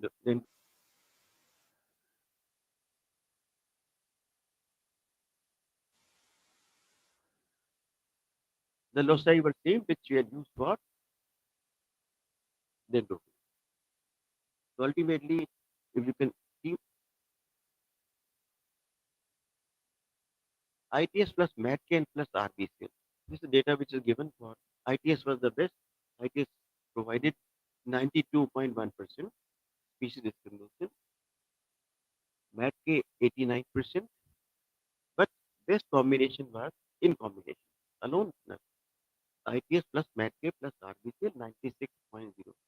So that was good.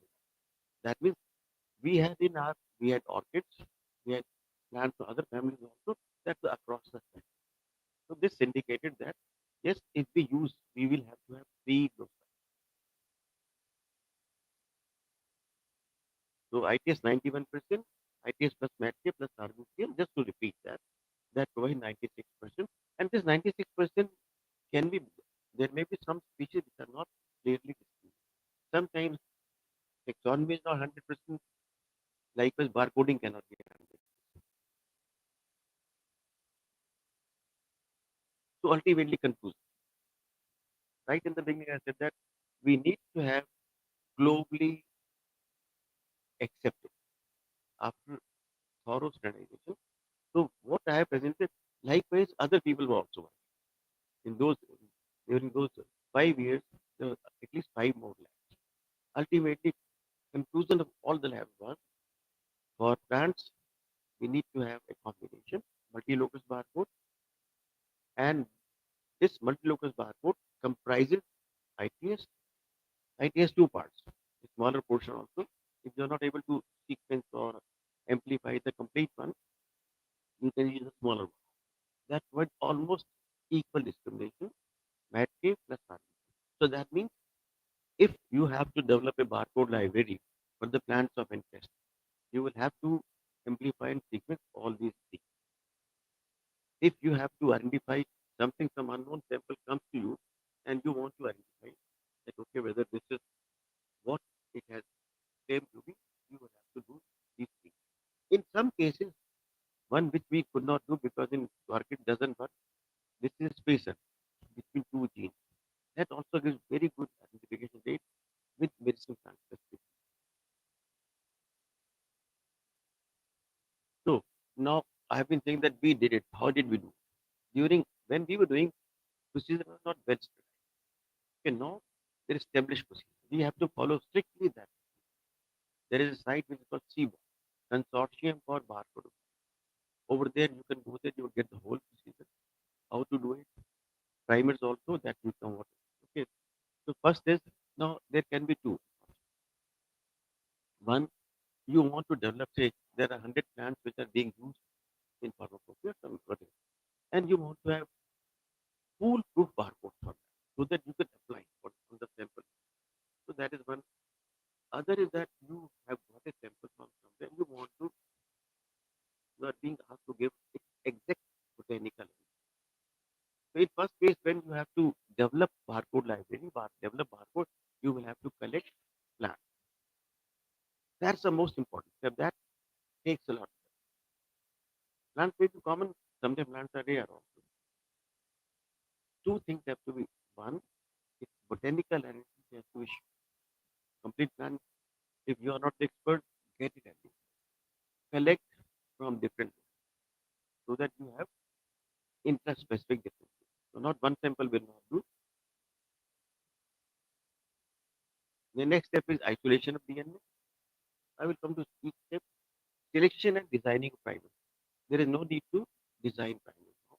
Primers are available on keyboard. Primers are the blanking window to which from where sequencing starts. Amplification, cleaning of PCR. Cleaning is, I will explain what is that. Then sequencing, then analysis and calculation. It may look very difficult. When I started, I didn't know water primers. Why do we need two primers? But once you become, you will find that probably you must have done salt analysis at school level or BSc level in chemistry. It is as easy. Okay, it looks difficult, but one can do if you have a small lab, one PCR machine, one can do at least 96 samples. Sequencing has to be done. For sequencing, one can. If you don't have a sequencer, there is no need to invest so much money because if you are doing say 1,000 samples, then one should have a sequencer. 1,000 means at least 400 to 500 samples per day. Then you need to. Otherwise, one can give it. One can ask to household. They charge around probably 400 600 rupees per. So collection ISO, we need to collect multiple stations, preferably from different. Purpose is that if you are collecting from same location, this step you can remove if you are if you are not developing a DNA barcode library for some. So each specimen needs to be numbered. Its location, coordinates have to be noted. You don't have to disclose those. If you are publishing it, don't disclose it. Other area plant will disappear. People start collecting. Have their images. Correct. Identify correct. If you are not the expert, take help of experts. Preserve in such a way that tissue can be used for later. And in this case, like other taxonomic studies, you have to submit a specimen of each and every plant. Suppose you have collected 10 samples of a species, take out small leaf, then herbarium specimen, all 10 have to be submitted. So that if in case of any kind of dispute, any kind of, you can go back to the sample in a deposit. Say for plant botanical survey or animal zoological survey or some institution and take the extraction mark. Isolation of DNA, there are some kits which are you can isolate DNA, but that DNA is not very stable. Okay, you cannot keep it for months. You can use P-type standard method that takes a few hours, but that DNA is good because the kits are loaded with chemicals. that's applied to all. So that's why they have more chemicals. So DNA gets degraded. You can isolate that. Then there are routine things. One has to check purity and all that. But you need to have a nano spectrophotometer in this purpose. Okay. One can do quantification also. This routine which is done at chemistry level also. Primers I told you. If primers are not available, if there is a complete sequence of a local genome of a allied species, then you can pick up primers from the locus and its blanking region. But in 99% cases, the primers which are available on seaborne side will be applicable. Amplification can be done in hours, 96 samples in one machine. I hope you know the basis of amplification. Hmm? See, this is the region which we want to. So this machine, these are banking regions. That means variations have to be here. That's only then it will be able to do this, and banking regions have to be universal primer. There should not be any change. So that those can be used for any plant. For example, ITS primers can be used for chimpanzee, can be used for across the kingdom. So it is so universal. Variation have to be, so that means in the flanking region, there should not be any variation. Within that, there have to be. Because that's why those variations will distinguish one species from the other. Okay. And one, there are different kinds of DNA molecules which are available. Some have proofreading capability. That means if there is some mistake or some mutation has been introduced, it's an induced mutation. During amplification, it will read and correct. So one needs to have a DNA polymerase which has that proofreading capability. Uh, that's called gold level. That you will come to know once you buy that, but one has to be careful. Then cleaning of that amplicon has to be cleaned. There can be two situations. One, when you run it on the gel, you will get one band. That means it is one band only. Sometimes you will get more than one band. That means two regions have been amplified. How to decide which has to be? So the region which molecular weight of which is closer to the targeted sequence, that will be expected from the gel. If you are getting only one band, simply take that tube, that mixture, and clean it. Cleaning means, see, when we are doing amplification, they are DNTP. Okay, they are not fluorescently labeled. For sequencing, we need to have fluorescent label. Then there will be some sequence which are primer sequence, and will be there residual. Those have to be removed. Or this is called exostab method. It uses two enzymes, exonuclease 1, which will degrade single stranded DNA molecule remaining primers, and then shrimp alkaline phosphate that removes phosphate group from the DNTP. So those will not be incorporated in the next. There are different methods now. Sanger's method is the old method, but it gives long 600, 800. Then there are NGS, new generation sequencing method, by which you can sequence 200, 300 sequences in a multiple. But those sequences are small, 300, 400. So when you are establishing a DNA barcode library, or you want to use it for the purpose mixing time, you need to sequence by Sanger's method so that you have a long sequence.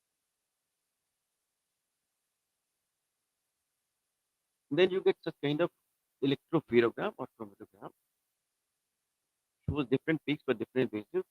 You cannot be suppose doing 50 samples in a day.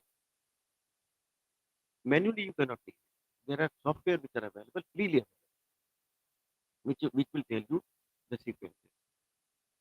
So this is called codon code aligner, and you need to have a PRED score. Give the score, PRED score.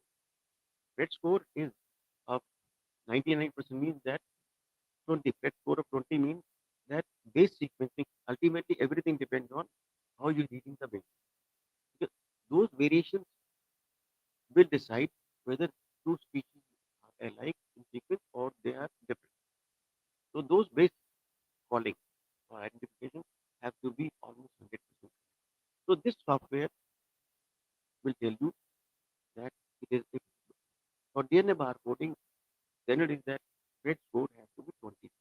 20. Instead of a big 30 will be more than 100%. So 20. That has to be 20. If suppose within the same plant there is some kind of variation, it happens also parallel copies are there, then that portion wherever base calling is not correct, doubt is there, it will remove that. So right in the center, if there is some doubt, it removes, you will take sequence not fitting. Sequence is there, but that is not, that sequence cannot be used. Okay? If it is in the flanking region, then probably in the, it will get reduced. And ultimately, when you will compare, it will be common denominator. The smallest sequence will be compared to that. This is important. Two steps, cleaning and this. Then we blast that sequence on NCBI just to check whether you've got the sequence which we're targeting or some other thing. In case of IDS, if fungus is there, fungus sequence will be amplified and sequence passed. So you'll come to know that. For example, in this case, we targeted dendrobium and it is all the sequences are matching with dendrobium. So now we are sure. Second step is now that that's done on the laptop or computer. Again, there are some software which we call, we will align the sequences. This process, this step onwards to final conclusion, it takes 40 minutes. Even a school, this has been, in some schools I visited and they can do it. You simply download the sequences. At least in MSc, I think every year they do it. So it takes only 40 minutes. Anybody can do it. You have sequence. So first, these are sequence aligned. Then there is a Microsoft where the differences are there. So it will give percentage.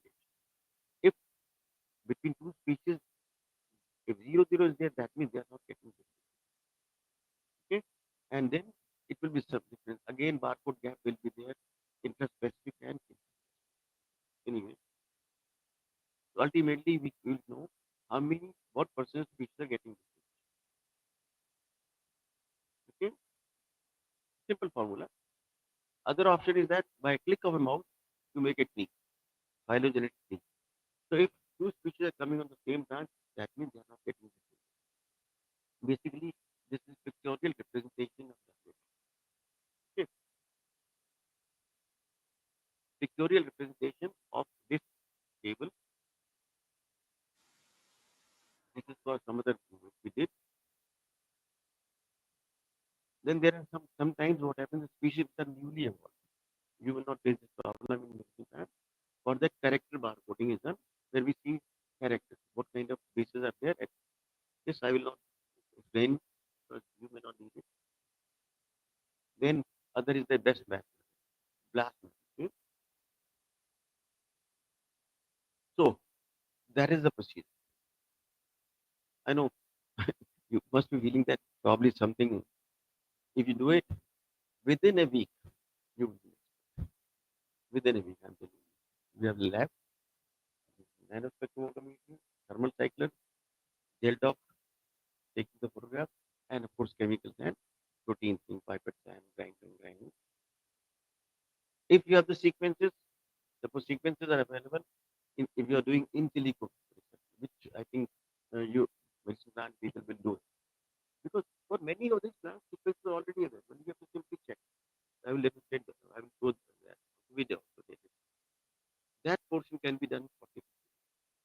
So anybody who's starting can straight away start with that. Everybody has laptop nowadays, or even phone one can do it. And that's it. So analysis part can be done within 1 hour. Okay, application. What are the applications? We will be concentrating just to impress. These are not the projected applications. These are demonstrated applications. It can be used for failure barcoding, just to project what will be the effect of climate change in the flora and fauna in simply by comparing it's a projection, a model building kind of a thing. In permafrost, many things are preserved for thousands of years. We can take out them, isolate DNA, develop the DNA barcode, and compare that diversity with the diversity which is presently available. And we know that what climate change have taken place during those 100 years, 500 years, 1000 years, the similar kind of models can be applied. So you can predict that what will be the changes in forensic investigation. It can be used. You can have anything which is sticking to a plant, a dead body or something, which can be tackling illegal trade of endangered species. Now, even if powder is being exported, smuggled out, you can pinpoint. Example, there is a site here. Somebody is trying to export snake venom. He said that it is not from something, some snake which is in appendix 1 or 2. It was from king cobra. From snake venom, they could identify that it is from king cobra and court sentence. This is an Indian example. I am not giving those examples. So one can check illegal trade so that our plants Indian or even see we cannot stop collection. We cannot tell people to close down their industry. They have to develop alternative methods, cultivation. Unless pressure is there, they will not develop. Because when you cultivate, you will be spending. When you are putting something which is cheaply available, in Chyawanprash, put amla is available, trees are available, but those rockets are not available. So it will raise the cost. But if those are cultivated, they become available. So that's kind of putting pressure to follow alternative. Okay. We can identify complex food webs. I said that from fecal matter also we can identify biosurveillance. This is a very biosurveillance because once I was in the defense lab and direct told that he was in China, the Leh also. From Chinese side, some new species, pollen came or something, insect. So you develop barcode library of native fauna or fauna, keep on monitoring. If something new appears, then you right in the beginning you can control that. So can we use biosurveillance also? Of course, in taxonomy, provide additional evidences.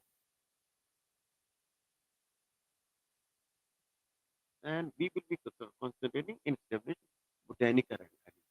That is the purpose. Now I'm coming just to these are the examples how it can be used. So in that data set where we did 106 orchids, there were 30 medicinal orchids. 30 medicinal orchids in that. So we check whether barcode can distinguish those, and we find that you can see ITS and MAC, only two lows. In some cases, ITS working, in some cases, MAC. So all these 30 plants can be easily identified if you have ITS and MAC. You can see that all. So that was an indication. Then we took this was a first study, bought some samples from Gharibavli, multiple samples for those 4 orchids. There are 8 plants in Chyawanprash supposed to be there, and they're called Riddhi, Jiva Krishna. And these all, in addition, there are 4 other plants. So we collected samples of these 4 plants, and when we checked, Jiva Krishna are 2 species of same genus. Okay, we found that for them there is no difference between Jiva Krishna. They belong to only one species. So it's okay. Other Riddhi, Habanera species, but because Thunia species, again. But you will find examples where they have been replaced by totally undesirable. So that was the beginning. DNA barcoding can be applied, and it gives us some indication. The next question was that if we do it, ICMR wanted that okay, we should do it for all. We have to put 960 plants. It would have required crores of rupees. even you're prepared for it, but you need to have personal. But in traditional system, or people do PhD, they go. All these people who did PhD with me, now they are doing something. Somebody is in a teaching room, somebody has become forest officer, somebody. So 4 or 5 years, you start from scratch. And I didn't have that kind of time because I was approaching my retirement. So anyway, what we did, which I think to start with over here, it can be done. Try to find out in silico without doing whatever sequences are available, whether those are. So we targeted those 960, specifically those 178 plants. In silico approach means without doing research, that's on computer. Look for the sequences. So a thorough search was performed for availability of barcode quality. Again, barcode quality. There may be sequences. For barcode quality, one that should be linked to established botanical family. Okay. Sometimes if it is not correctly identified, it can give you wrong information.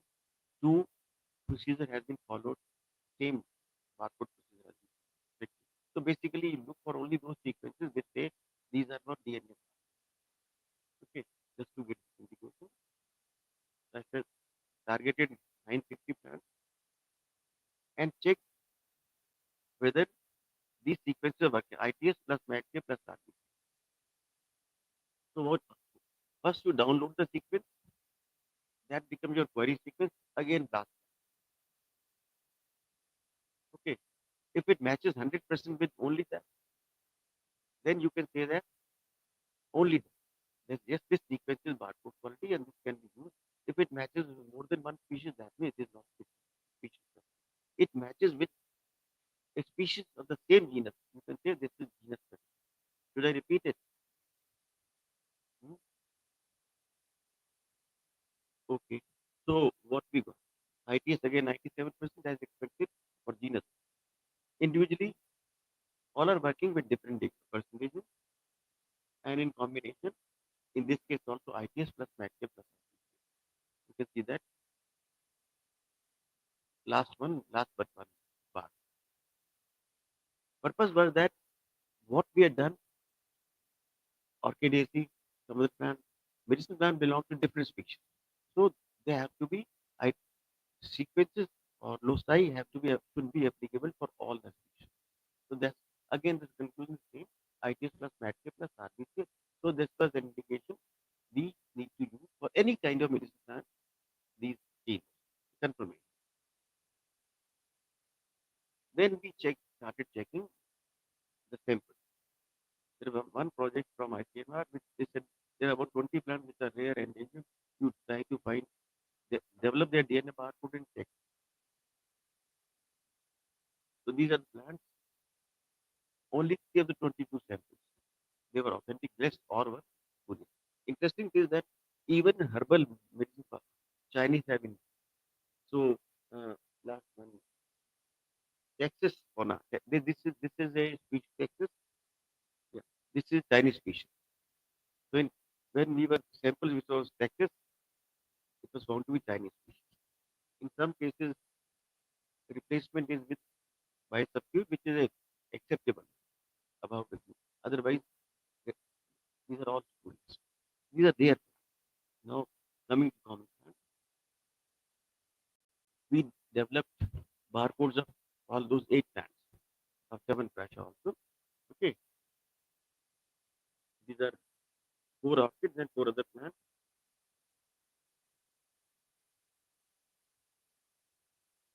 And only in one case where you say yes with green. Why with green? All these samples were spurious. Only, and it was expected because these plants, except one plant, Rascoia purpurea, which grows abundantly. You can collect hundreds of plants in hills in the month of September, August. Rest are rare, very rare. So these are all in market all. Except in one case, you can say that two genus. Genus was same, species was same. And you can see what plants were there. Vardenia somnifera, some other plants. We tested 163 herbal samples belonging to 54 species, 50 genera and 36 families. Of 54, 41 were from that list of 178. Rest were from 193 plants. Conclusion table, I will 60.5% of these samples were what they were sold at. That's quite encouraging. 40% still are alarming, was that substitutions are there are some substitutions which were as per above surveys, that's acceptable. More alarming, there are some samples, for example, Aconitum, Atis. In place of Atis, we got Besom. They are selling Cyster. You can imagine Atis, cost of Atis and Besom. Cyster, Besom is used for making food products.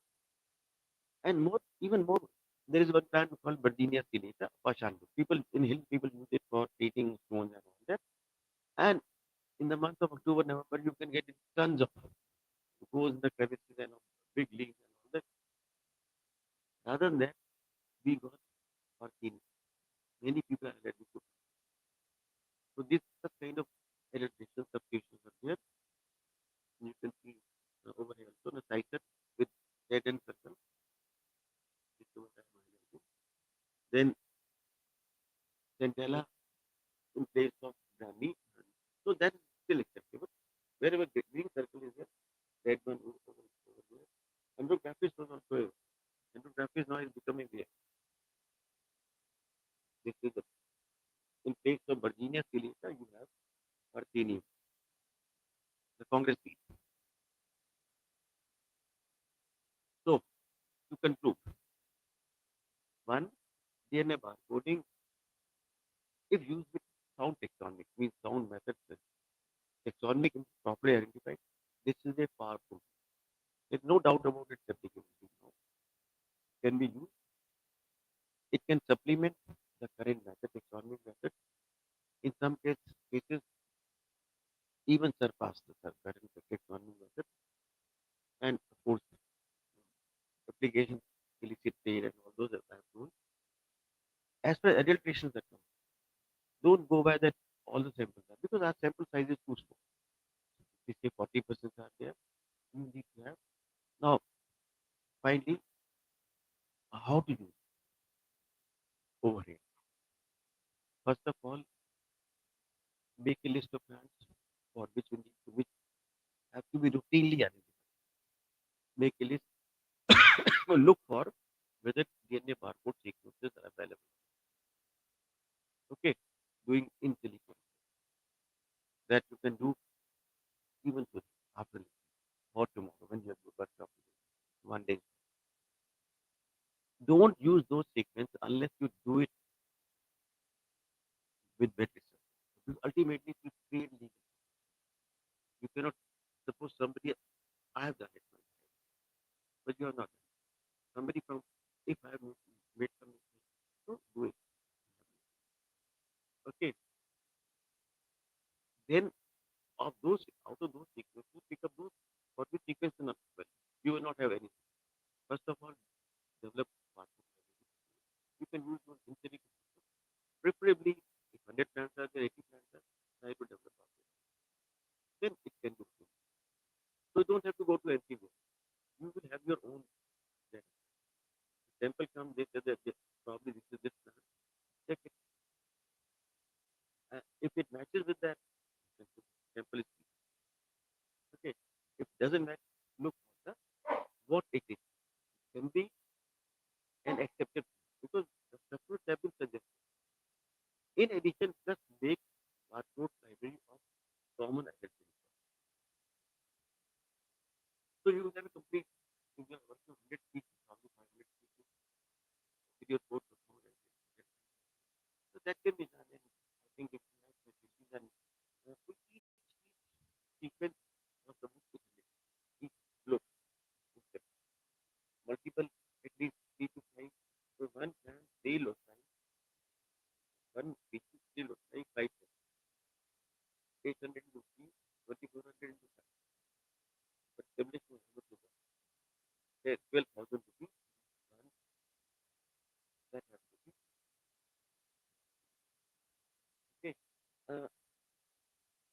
Any questions? Of course, there will be many questions. I know I can make up from the faces of many people slightly, but if they start doing it, will be just a pretty.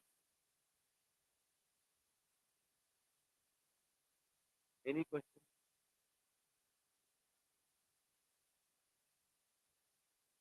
One question which I have not answered: how to take.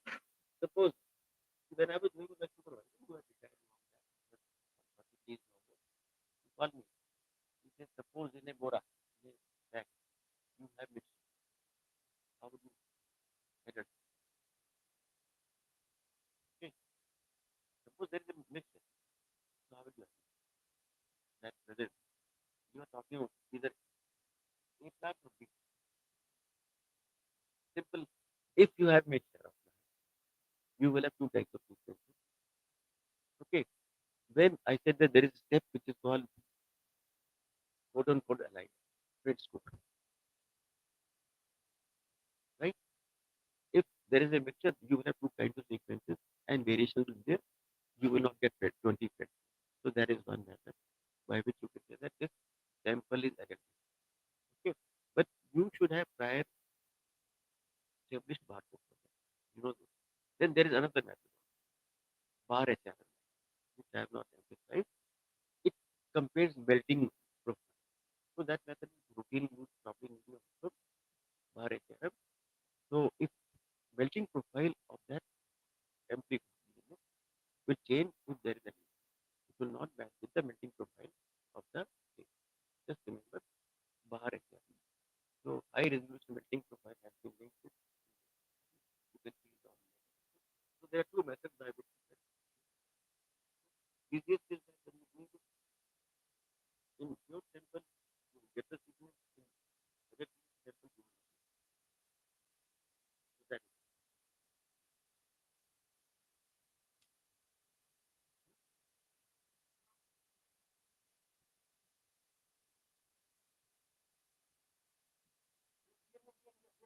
there is a paper on very good. Example would have been more easy. But there have been there are things for the or this is unit this is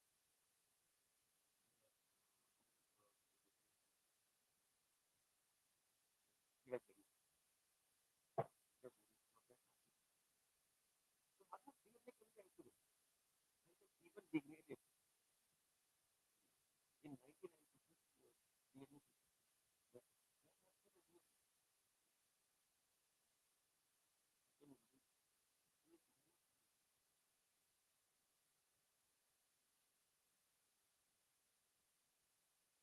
when you grind it, you get the mixture.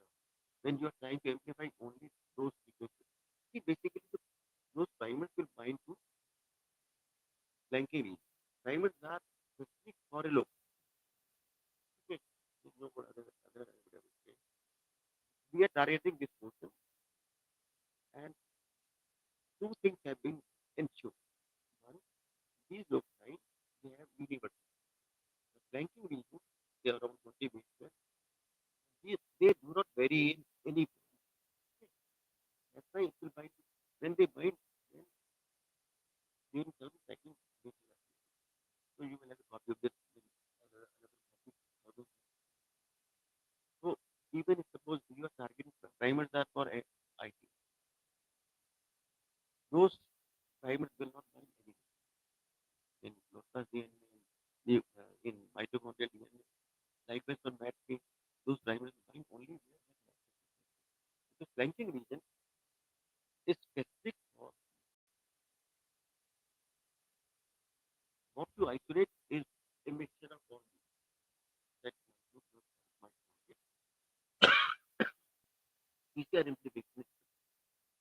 That's why I said with I have reduced my because other one slide generally I would consider that there should not be any variation in the flanking. There should be sufficient variation within the group so that they can provide information. So your universal network, right?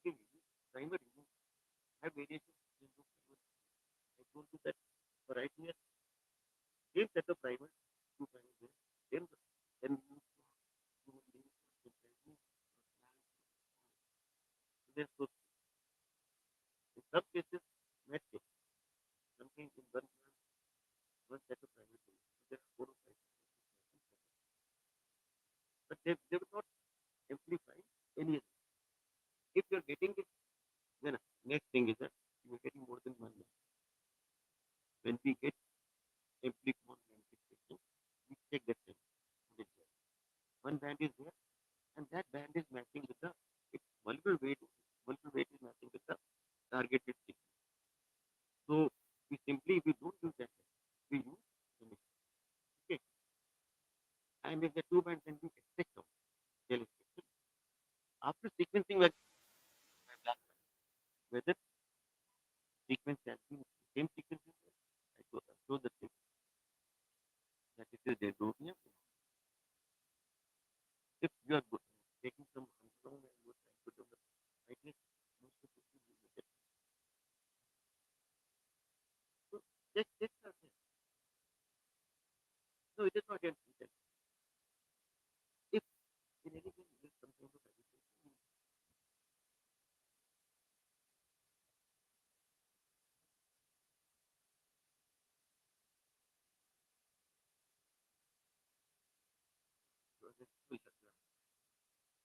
very good. That's what I want. That's what I very good. So 10 times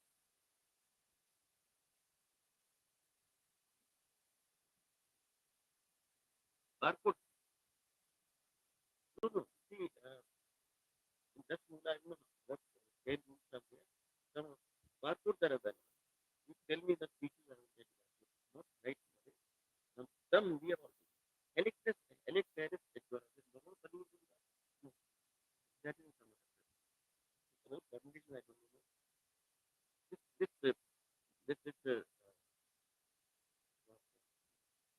Ashwarga. Ashwarga used in 22 formulations. Ashwarga which is used in 7 parts also. Very good for 22 formulations. But those should be available. See, Chinese people do so much because they have a science. When we started, in the time, for example, 3 months we do 300 samples. We will do 3 lakh. There, you cannot compare it. There is stringency to every. Then they are not following.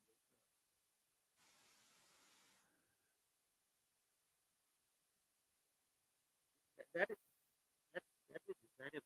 For example, they say that these 8 cars have to be there. Those 8 cars are not there. Either to stop manufacturing 7 cars. I don't comment. Some things which have been suggested. Nothing in that.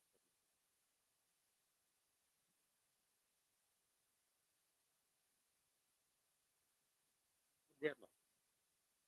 Frankly speaking, I don't want to get into controversy. See, when we discuss with Nadia about that, they start narrating slokas. So there is no meeting point between genocide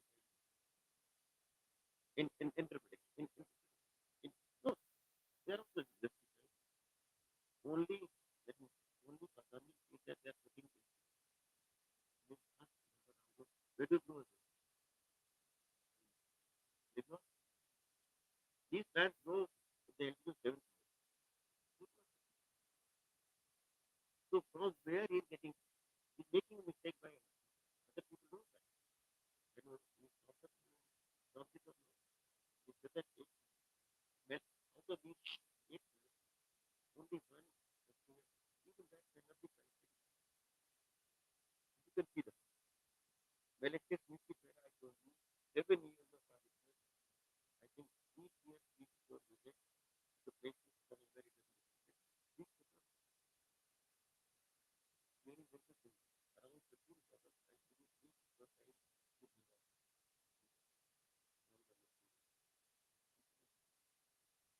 What developing Bharat is not good from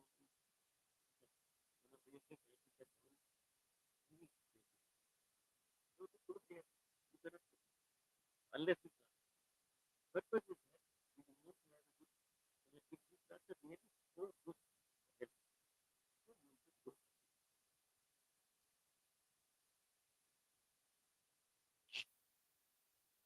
sir,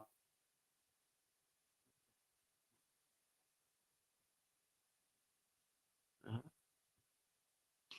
In a formulation, yeah. Polyherbal,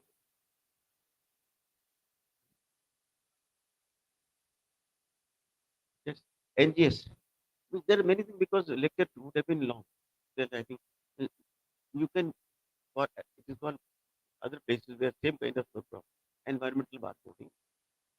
You want to sequence about 200, 300 samples simultaneously. So you can use that new generation sequence. It will not be very specious testing because sequences are small, but it will give you. For example, if there are 22 ingredients in a sample, go for NGS. Examples are there even before DNA barcoding. People took out pollen from honey, okay, and they could identify what kind of pollen. There. You can even place that this honey is coming from this region, this honey is coming from this region. In honey, there will be pollen of different species. Okay? So you can identify that. You can identify this honey from there is one paper, not Indian. For example, if honey is from Pachpadi, okay, over there you have those amla and all those. So it will have they say this honey is more medicine. थोड़ा bitter है, but it's good because they have that those things. So you can multiple samples you can in honey from pollen DNA isolate from pollen. Likewise, you can subject take out a bottle. There are 20. They are claiming 20. So those 22 one should be identified by using. But it's not. See, it is simply for enforcement. You will not do all samples, random samples. Pick up one or two bottles and do it.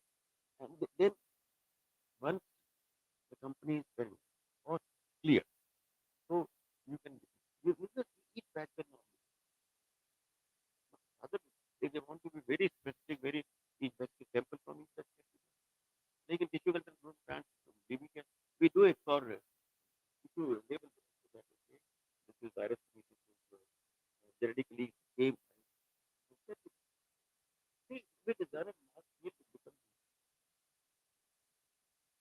gradually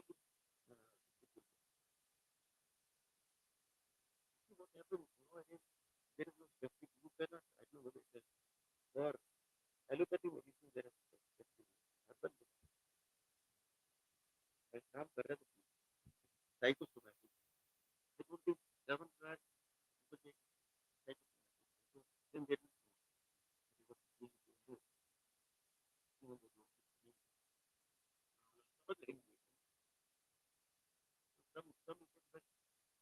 some but these are ignorant they are manufactured those are suggested substitute only academic purpose is not